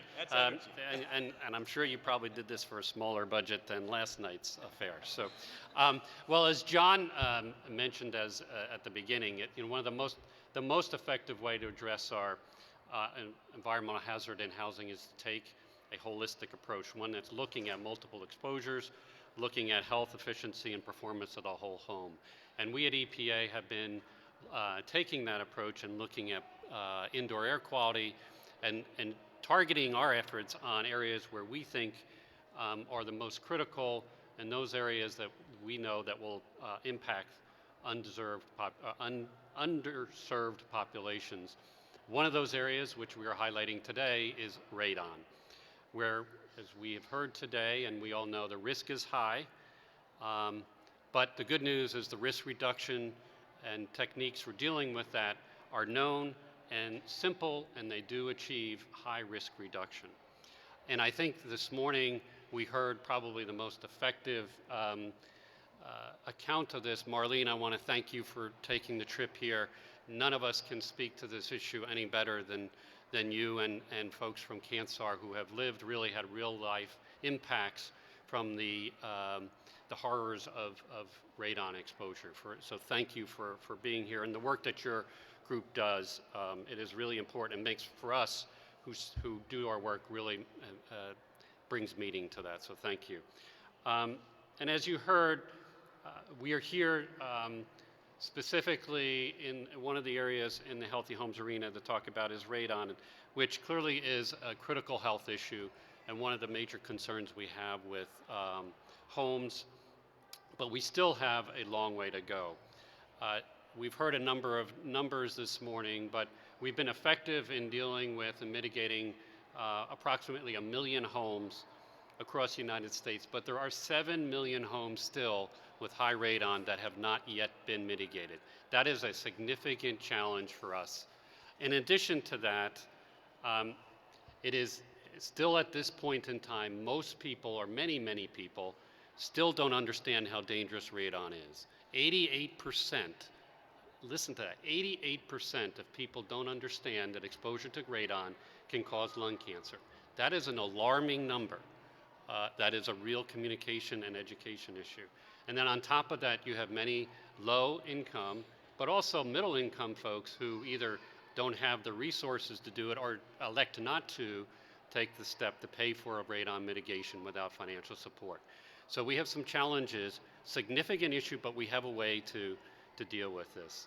I want to applaud HUD and Tom for the work on the multifamily policy. This is a significant step forward. It will drive action in this important sector of the housing arena. It is going to be a catalyst for work in making important steps. So thank you for all of you for pushing that through it. Also, I want to just thank all of my colleagues in the other federal agencies for your work on reducing radon as part of the Radon Action Plan, the Federal Radon Action Plan, which was initiated under the auspices of the Healthy Homes, Healthy Housing Strategy for Action. And this effort, I think, has shown that each of us working together can make a significant impact, bringing our resources together. Well, each of us are challenged, but when we bring them together, we really can make a big impact. And in the accomplishments report that we're releasing today on the action plan, you will see that in just a year and a half, collectively, the federal agencies have completed more than half of the commitments we've made in that action plan. That is tremendous from the standpoint of moving our agencies and taking action. So I want to thank everyone for that. Collectively, the net impact of that is that we will be able to touch and reach over 800,000 housing units. That is a significant step forward. And in addition to the work that we're acknowledging today on HUD, other agencies have done some significant efforts in the radon arena. Our colleagues at DOE, through the weatherization program, have trained health and safety folks, including on a number of things, including radon, and have, over the last year, have trained over 650 program administrators. Again, another great example of leveraging a program to help deal with a health issue. HHS has reported that 27 of their states have included radon in their state cancer programs. Again, another important step further. We at EPA are working hard on radon. And one of the things I just wanted to highlight, which is an important development, just last week, we have invested in supporting the development of 4 new standards of practices for fixing radon in multifamily housing. And we're excited to report that just last week, the American Association of Radon Scientists and Technologists announced the approval and release of a new provisional standard for radon mitigation. This goes hand in hand with the HUD policy on the new policy for multifamily units to allow us to move forward and give the nuts and bolts on how we would actually do that kind of mitigation. That is a significant accomplishment and a nice way of these things coming together. So I applaud ARST in working very hard on that new ANSI standard. EPA has a number of efforts going on in the healthy housing arena. Jackie referred to a number of those. Just want to underscore one of the most significant areas is asthma, where we're working very hard across to deal with asthma with HUD and HHS. But the theme that I want to emphasize is that this issue requires all of us working together. I think we've been successful, and I really applaud every of you to sort of come together. It requires folks from across, not just the federal government, private sector, NGOs. I know Rebecca's going to talk about how the work that they're doing. So I want to thank everyone for the work so far, and look forward to continued success as we can improve healthy housing and help for the kids in the back of the room and around us. So I will turn it back to Matt. Yes. Thanks, Mike. Thank you. Our next member agency representative is Anna Garcia. She's a program manager of the Weatherization and Intergovernmental Assistance Program, Office of Energy Efficiency and Renewable Energy at DOE. Thank you, Matt.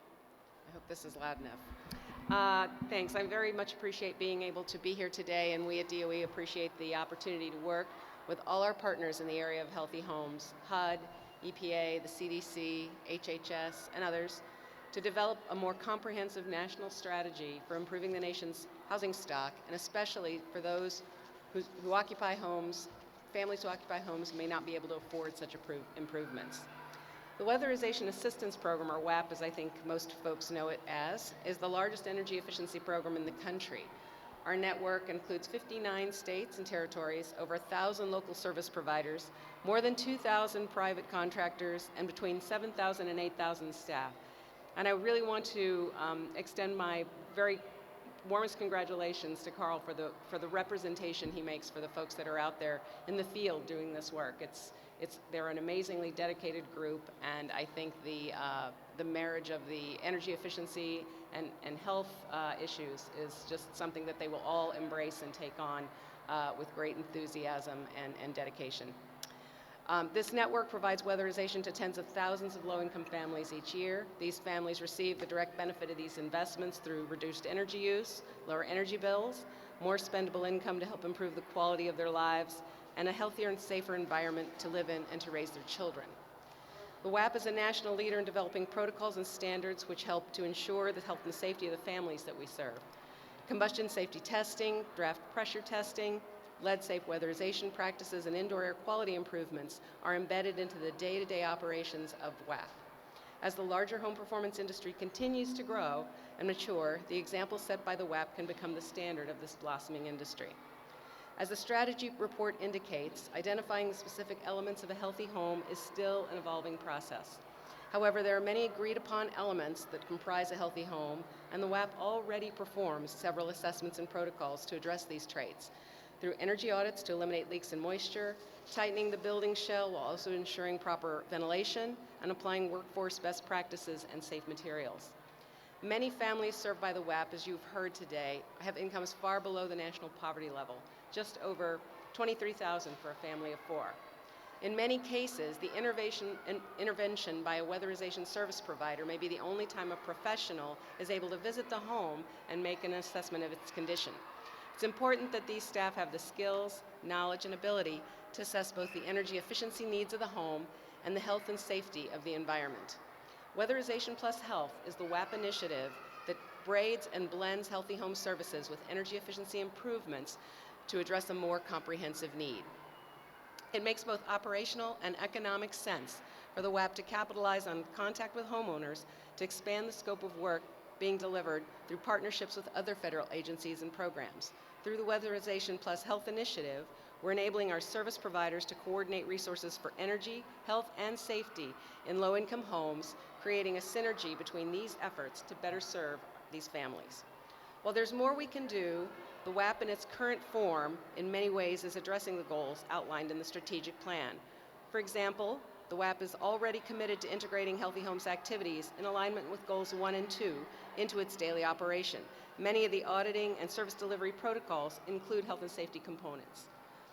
The WAP is already a leader in advancing Goal 3 on workforce development. The workforce guidelines, training curricula, support for training centers, and certification schemes being developed this year will help the WAP and the housing industry attain this goal within a few years.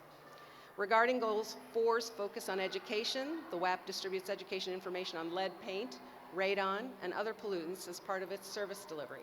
The energy auditor and quality control inspector are trained to impart knowledge about the measures installed, their maintenance, and other issues related to the home that may or may not be addressed by the work performed. This educational component can be expanded to incorporate new materials offered by the partners who are relevant. Finally, in the area of research in Goal 5, the WAP will collect valuable information and insights into the issues surrounding health and safety in homes as part of the many state and local studies and the national WAP evaluation. This information can be shared with our partners to be used to support their research into specific health and safety concerns. And as was mentioned earlier, we had this tremendous investment into weatherization under the Recovery Act, which did incorporate many of these healthy homes principles. We are looking to really glean many lessons out of the work that was done with that significant investment as we work through this evaluation that I think can contribute to the multi-agency effort. I also want to emphasize how critical the workforce development aspect is to the achievement of the strategy's goals and addressing the key elements that make for healthy homes. Building a workforce of trained professionals to deliver healthy home services is the core of the Healthy Home Strategy. Professionals in the weatherization and healthy homes industries must be properly trained to ensure that their work produces the intended results. The plan includes leveraging existing workforce development efforts, such as the Department of Energy's WAP guidelines for home energy professionals effort, which defines work quality and workforce competencies for the home performance industry. This is an important area where DOE's current work is making a significant contribution to the goals of the Healthy Home Strategy. The WAP brings a wealth of resources to workforce development for healthy homes. It's a leader in the energy retrofit industry and is producing foundational products supporting work quality, training program effectiveness, and workforce certification. These efforts are underpinned by a network of training programs that lead the nation in educating the home energy workforce.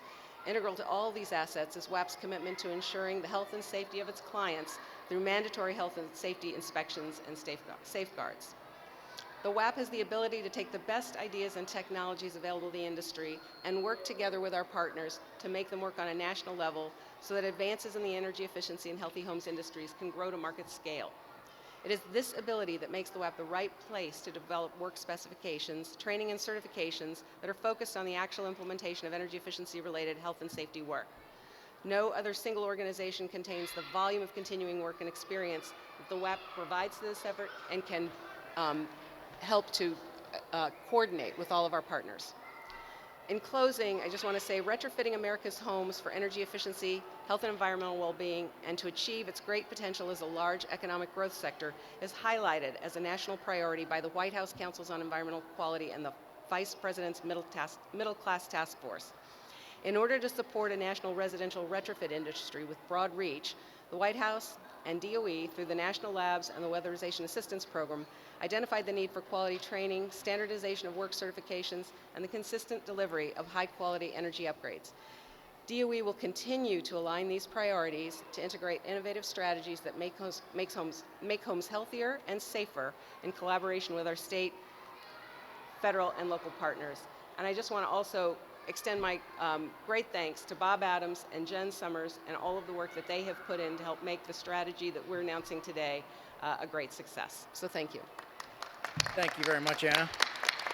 I think if we wait another 15 minutes, it may be nap time back there, if we could hold out. You know, I have 3 kids of my own, and there are times when I call home and I say, Maria, how many kids do we have over there? She's like, just 3. They're all yours.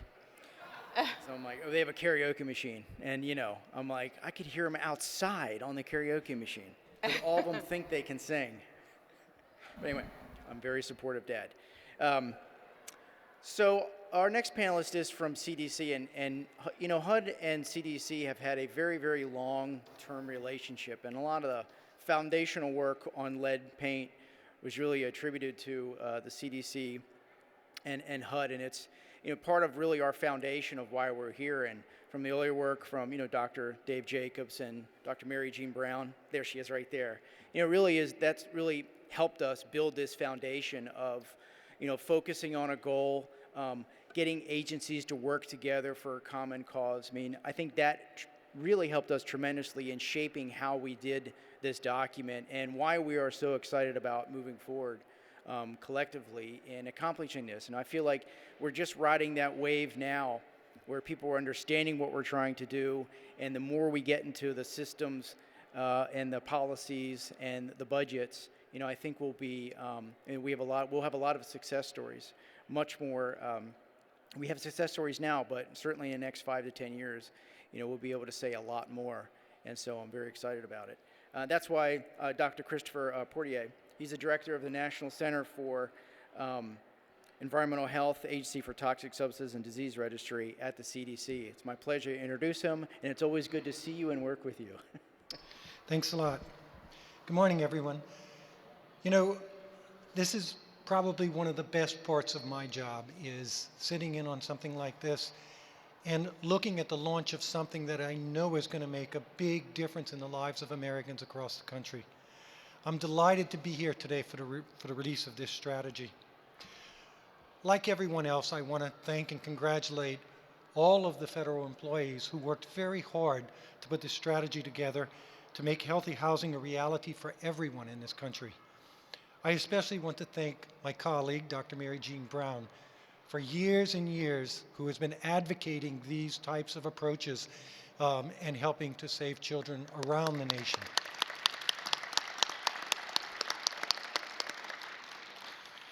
CDC is very glad to be a partner in executing this strategy for action. Our contributions include training, collecting data on disease surveillance, and partnerships with federal, state, and local agencies, as well as non-governmental partners. Through these, we help to provide the evidence base for improving health by improving housing. Local, state, and federal agencies and non-governmental organizations like Rebecca's, the National Center for Healthy Housing, like the Coalition, the Green and Healthy Housing Initiative, or the Children's Environmental Health Network, all of these groups represented here today work with CDC to ensure that we consider health when we address the nation's housing needs. These collaborations have effectively and efficiently identified and reduced health hazards in housing. Together, we are using the available scientific evidence to ensure that effective interventions are being implemented. Also, we want to ensure that interventions which are found to be ineffective or even harmful will not be implemented in the country's housings. CDC has worked with many of you to develop plans for voluntary smoke-free rules for public housing, for quantifying the implementation costs and the health and other benefits of such rules. This study that we're undertaking will also provide information to help property managers identify and navigate through the barriers to adopting smoke-free policies in multifamily housing. CDC and HUD developed a module of healthy home questions to be included in the American Housing Survey. Data from this survey will provide population-based estimates of the prevalence of unhealthy housing-related conditions and drive the establishment of priorities. We are also working very closely with HUD and EPA to better understand the most common adverse exposures to chemicals found in the home. CDC will build on these successes in the coming years and work to ensure that people's health is reflected in the nation's housing strategies. We will continue our participation in the Lead Paint Task Force and the Interagency Healthy Homes Work Group.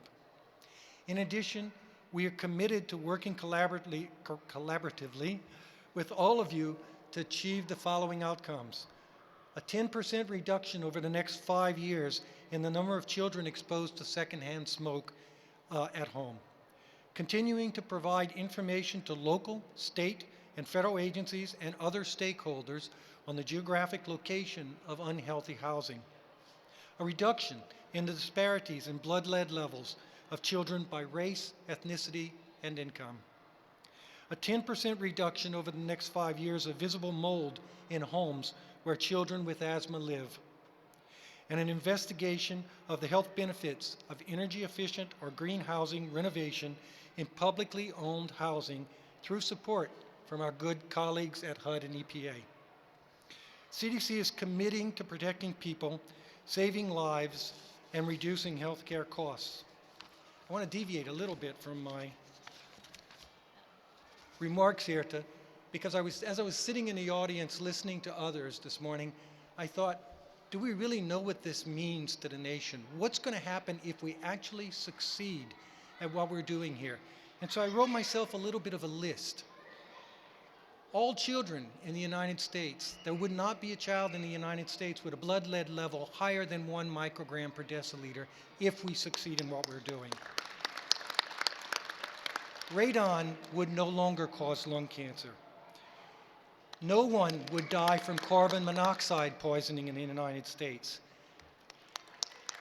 Asthma hospitalization, asthma triggers would drop dramatically. We would save on healthcare costs tremendously in this country. No longer will we have housing with pests running around, cockroaches, mice, things along those lines. And to control them, we wouldn't be poisoning our environment. We would use other means to get them out of our homes. No one in a home in the United States would die from a fire or smoke inhalation. We wouldn't see homes with mold on the walls or mold behind the walls that you couldn't find. And finally, the number of deaths from falls in the United States would drop dramatically, and no child would be exposed to tobacco smoke in their home. Healthy housing plays a critical role to preventing disease, and we are committed to making healthy housing in this nation as healthy as possible. Thank you very much.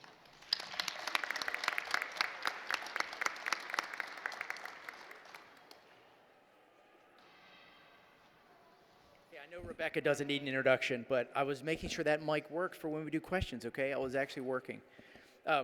Thank you very much. A very passionate speech. And you actually brought up very, very good points about the relevancy of incorporating others and partnering with others beyond the group of feds that we have here. So this is what makes it all successful, and making sure that we're looking outside of what we do and bringing others from the outside to both validate what we're doing, provide support, provide ground truthing, and quite frankly, do a lot of things that we actually can't do. And it provides a lot of value, and we greatly appreciate all the efforts that our nonprofits, our NGOs do for us. And so it's my honor to introduce Rebecca Morley. I was going to say Becky. Rebecca Morley, the Executive Director of the National Center for Healthy Housing. Thank you. I know you all panicked when you saw the number of tent cards up here. You were thinking this is going to be longer than a Catholic wedding, and it has been, but someone's married somewhere. But really, I think this speaks to the number of agencies and the commitment of the agencies, the entire federal government that's getting behind our healthy housing movement, and it's so needed, especially right now, and we just really thank you. I think all of our NGO partners, and I see many of them in the audience, would just like to extend our thanks and our gratitude for what I know was a lot of work. I joke with Matt sometimes that I was able to conceive, carry, and deliver a baby in the time that you guys were working on the strategy. And so I know giving birth to this is probably equally painful, so congratulations. I don't want to talk about our work. I want to illustrate our work through stories of two people that I've come to know, and really kind of what energizes me in the way Administrator Jackson was saying about hearing the stories, talking with them. First, I want to tell you about Mrs. Irma Taylor. She was born in Washington, D.C. She grew up in Arlington County. She is the mother of two, the grandmother and great-grandmother to 14. You've got this in your future, I think, Matt. She was a caregiver for 50 years and a visiting nurse for 30. But her Falls Church home fell into disrepair after her husband passed away 4 years ago. And her home was really a perfect candidate for what's known as our Healthy Housing Challenge. She had respiratory problems of her own. One of her great-grandchildren had asthma. And then again, she just had some critical repairs that needed to be done. So with our partner Rebuilding Together, in the spring of 2012, we started 10 critical repairs to her home. Carbon monoxide alarms dealing with her systems. We tore up the old carpet that was definitely a source of asthma triggers, dealt with some injury hazards, installed smoke alarms, electrical work, and many other upgrades. You can actually see these upgrades if you go to YouTube, keyword Healthy Housing Challenge. You can see the cost of them and then actually how they were carried out. But Mrs. Taylor, most importantly, reports that her grandson's asthma is better. He's more active, he wheezes less, he just plain breathes better. I also want to tell you about Miss Garlinda Joyner. And she lives in the Ward 8 of Washington, D.C. I first met her in 2008 through a HUD-funded project called Wheeler Terrace Healthy Homes Green and Healthy Housing Demonstration. And as you probably know, Ward 8 has, over the years, become concentrated with Washington's low-income residents, those with nowhere else to go for affordable housing. It also became one of the city's crime hotspots. And disinvestment probably doesn't even describe the condition of many Ward 8 neighborhoods. Growing abandonment might be more appropriate. But when I met Garlinda, she was the tenacious president of the Wheeler Terrace Tenants Association. And she had watched the property steady decline over the years, and then ultimately coalesced with other tenants, organized, and actually purchased the property. They became the owners of the property, and then they hired Community Preservation Development Corporation to do the redevelopment, and they wanted it done green, and they wanted it done healthy. And she was highly motivated. She's also the mother of 2 children, grandmother to 7, and great-grandmother to 1. And she provided care in her home for a couple of her grandchildren, one of which had very severe asthma, and she was certain it was worsened by her housing conditions. But the rehab of Wheeler Terrace is now complete, and the chain-link fences have been replaced with elegant wrought iron. The walkways have been redesigned to increase their visual appeal. They're now curving walkways dotted with benches where the neighbors socialize. And residents look forward to the spring fragrance and the blooms of the cherry blossom trees as they plant vegetables in their community garden. And our study showed significant health improvements for both the children and the adults at Wheeler following this healthy housing renovation. So really, advancing healthy housing, the strategy for action, it seeks to multiply stories like these and make them a reality for millions of Americans. Next week, the National Center for Healthy Housing will celebrate its 20th year of keeping kids safe and healthy in their homes by convening a national leadership conference. I'm really thrilled that our advocates, our funders, our policymakers, everyone will have this document in their hands, especially as we march up to Capitol Hill to tell policymakers about our agenda. Speaking of Capitol Hill, I want to acknowledge Senator Jack Reed for his outstanding leadership on healthy housing and childhood lead poisoning. Kate Mevis is here today from his office. I think in Boston they'd call her wicked smart. She's really just understands these issues, and just keep your eyes open for some really high impact initiatives that are going to be coming out of his office. So I invite you to come to the conference, learn about practical evidence and experience-based solutions for advancing healthy housing. You can also hear these stories straight from Mrs. Joyner and Ms. Taylor, because they'll be there actually in person. And we really need to start telling these stories to convey the message, not just the head part of it, the numbers and the things that we know that work, but the heart part of it. And I'm so glad that there were so many personal stories here today, and I thank those people who have been able to put themselves out there as personal advocates for this work. So thank you again to Matt and to the entire federal team for your outstanding work on this report. Thank you. Thank you, Rebecca, and to all of our panelists, thank you very much. So now we have a little bit of time. I have no idea what time it is. 11:25. 11:25. We're supposed to be out here at 11:30? Oh, good. We have plenty of time for questions and answers, maybe one. There is a microphone to my right, and please, you may ask of any panelist. And please state your name and where you're from. Good morning. My name's Joe Barden. I'm the Executive Director of Margaret Community Corporation, a weatherization sub-grantee out in Far Rockaway, Queens in New York City. I'm very excited about this high level of intergovernmental cooperation and coordination. The HUD-DOE partnership under the ARA environment, as probably everybody here knows, allowed us in New York State to weatherize something like 70,000 units under ARA, and under our base contracts another 30, so 100,000 units in about 30 months, which was incredible, and that was due in large part to the HUD-DOE partnership. I'd also like to thank Rebecca, who I've never met, but for sending out some, through NeighborWorks America, some very highly specialized trainers to help us in Far Rockaway to deal with the aftermath of Superstorm Sandy, especially with flood and water and mold mitigation and remediation efforts. I'm also the chairman of the board of the Association of Energy Affordability, USA, and they do a lot of technical assistance. We do training, especially for the WAP and Healthy Homes professionals and workforce development and things like that. My largest concern today, though, we've been working on this Healthy Homes idea for a long time. In the current funding environment that we're walking into for the current fiscal year, and perhaps even for next fiscal year under WAP, I'm kind of wondering, as a local sub-grantee, how I'm supposed to get this done. And I'm also wondering what DOE may be thinking about in regards to the allowances for health and safety measures, as opposed to, you know, savings to investment ratios and our energy savings, you know. And I know how difficult that is and what a tough question that is. But thank you very much today, and if you have a comment or answer, I'd appreciate that. I don't think I have an answer for you. Obviously, this is a big question as we come off of this unprecedented investment. And we've learned a lot of lessons, and we've certainly learned about the importance of the health component.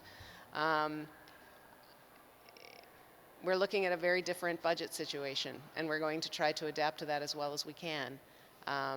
We need to first find out what our 2013 budget is, and then we need to look at how we can leverage that budget to its maximum ability, given the situation that we have, to also include the health work. I think we've made tremendous strides, some of which will just not go away. We're happy that we have a dedicated cadre of staff across the nation who are working through the weatherization program to at least find out about these problems and to be able to bring some expertise into them.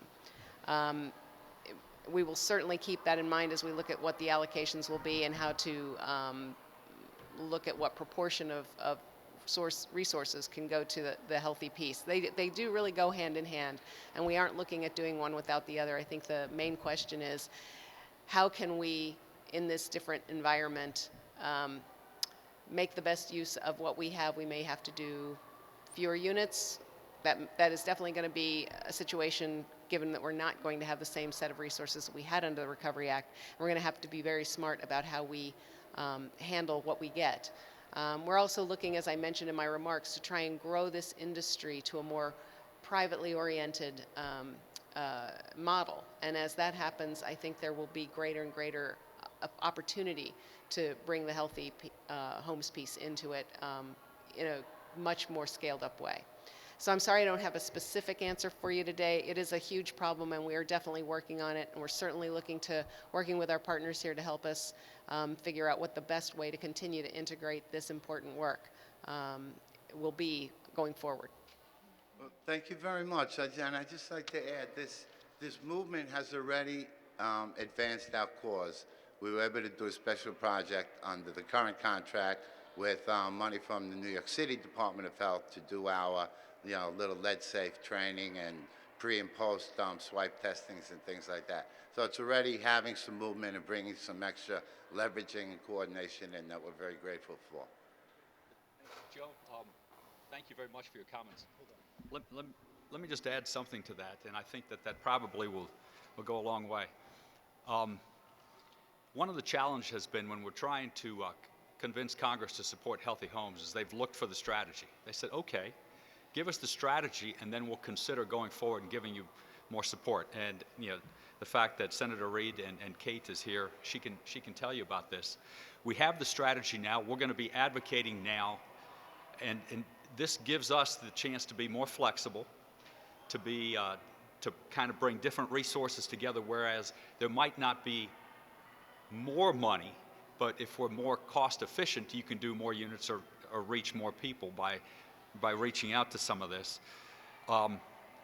If we can show that the cost benefit is what we know it is, then at some point I would like to go back to Congress and say, give us some of the savings, and let's put it back into healthy homes. This is the whole intervention model that Matt's working with in Cleveland.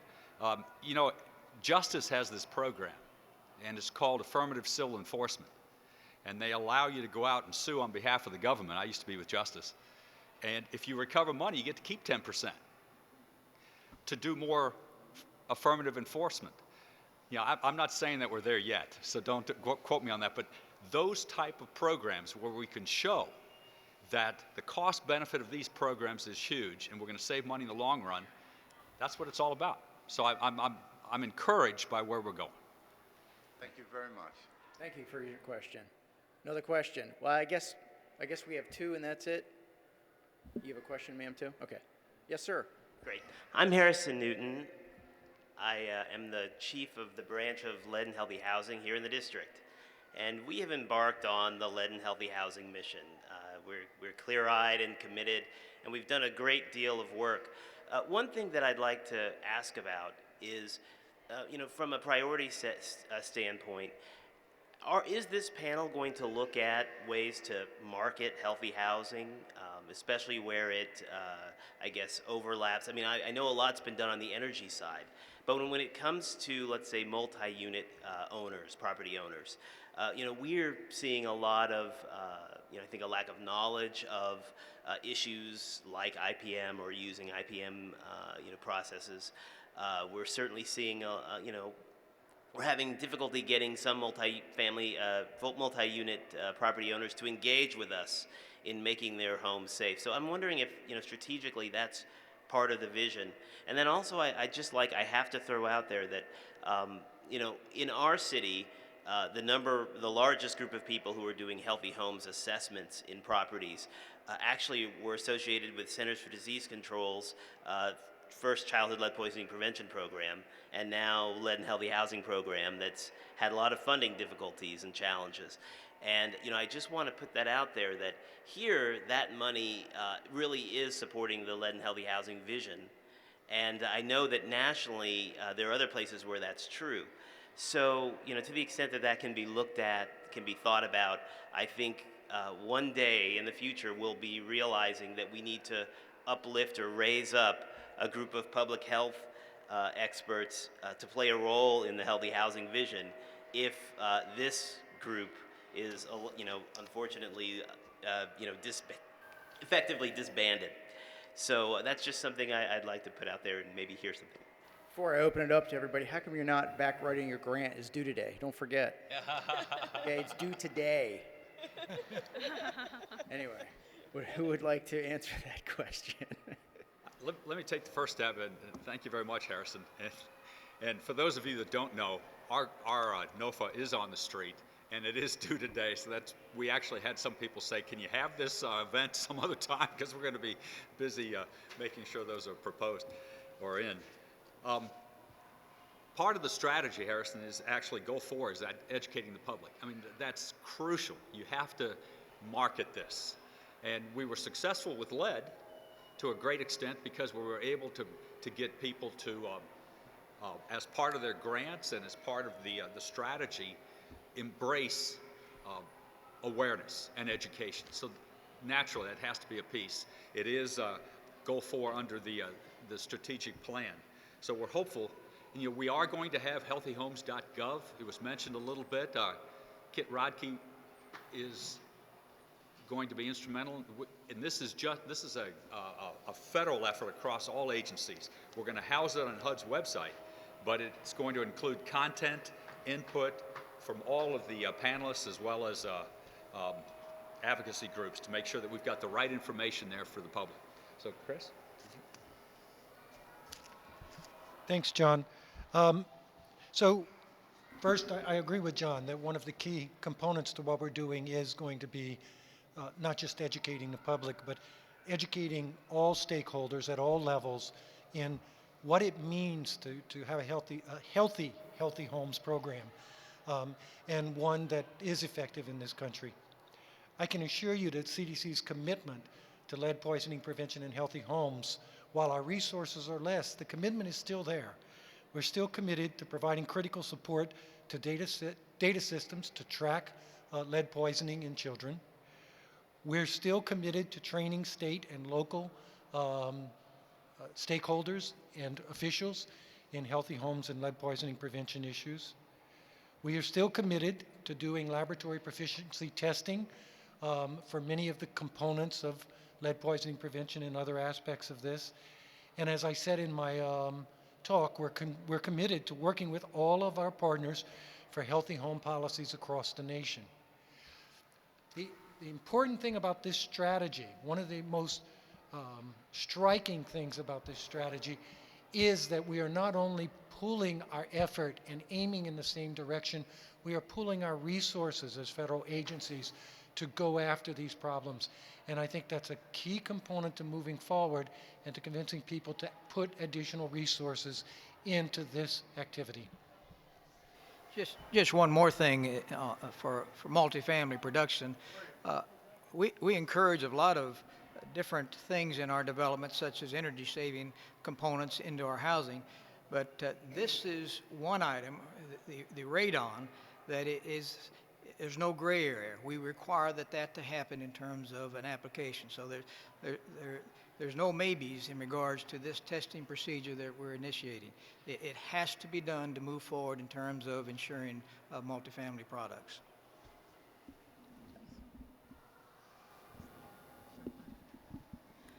And I think in terms of EPA, we continue to coordinate with our federal partners, and I think about lead-based paint. When we think about the renovation, repair, and painting rule, this is an effort that we worked across agencies and to brand and the idea of renovating your homes and renovating safe and making sure that there were ample certified workers out there, 100,000 certified workers, 125,000 firms that are to do lead-safe work practices. So as EPA, the Office of Children's Health Protection, coordinating this Healthy Homes initiative across the agency and making sure that we leverage our resources within the agency and with our federal partners. I mean, it is a challenge because at this point we are all dealing with resource constraints, but I think this collaborative and coordinated effort is a way that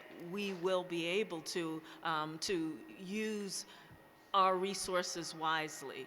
So I think that it's a goal that we have, and we will continue to work together to use the resources that we have effectively. Great. Last question, ma'am. Do you need a box? I have the same problem. That's okay. I'll just take it. Sure. That's okay. Lauren, pick her up.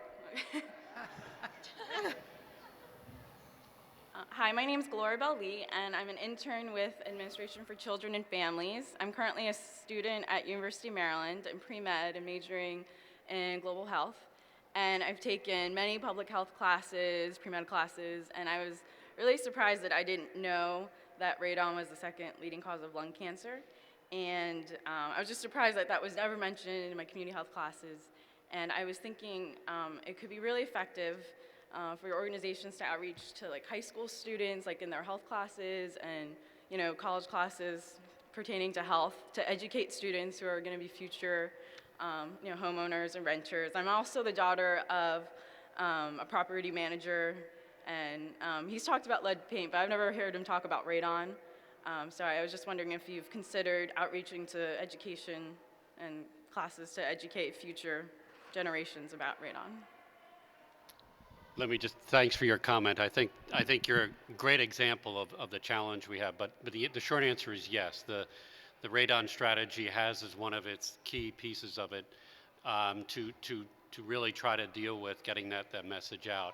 I mean, radon's one of those issues that it was kind of the sexy issue 20 years ago. There was a lot of attention, a lot of effort on it, and it drifted out of people's consciousness. And it's yesterday, in a lot of people's mind, it's not there. But I think your suggestion is great. We have to think about new avenues, new places to go to get that message out. So thanks for your comment. Hi, am I on? Am I live? Okay, hi, Ms. Lee. I just wanted to acknowledge another component of the Department of Health and Human Services that is working toward the Healthy Home Strategy, your agency. And thank you very much for your comments, and I will keep those in mind as we try to garner our HHS assets into implementing the radon strategy. Thank you. Well, thank you all very much. Lastly, I want to acknowledge Kit Rodkey. He's over there, and Kira O'Connor, who I'm sure is writing down every word on her iPad that I said. for putting this event together, getting this all done, working with you all. So look forward to seeing you next week at the Leadership Conference. And also, just to let you know, our big National Healthy Homes Conference is the last week of May in Nashville next year. I know it's next year, but I had to say it, so put it on your calendar. But thank you all for being here. Thank you all for your support, and we all look forward to working with you in the days, months, years ahead. Thank you.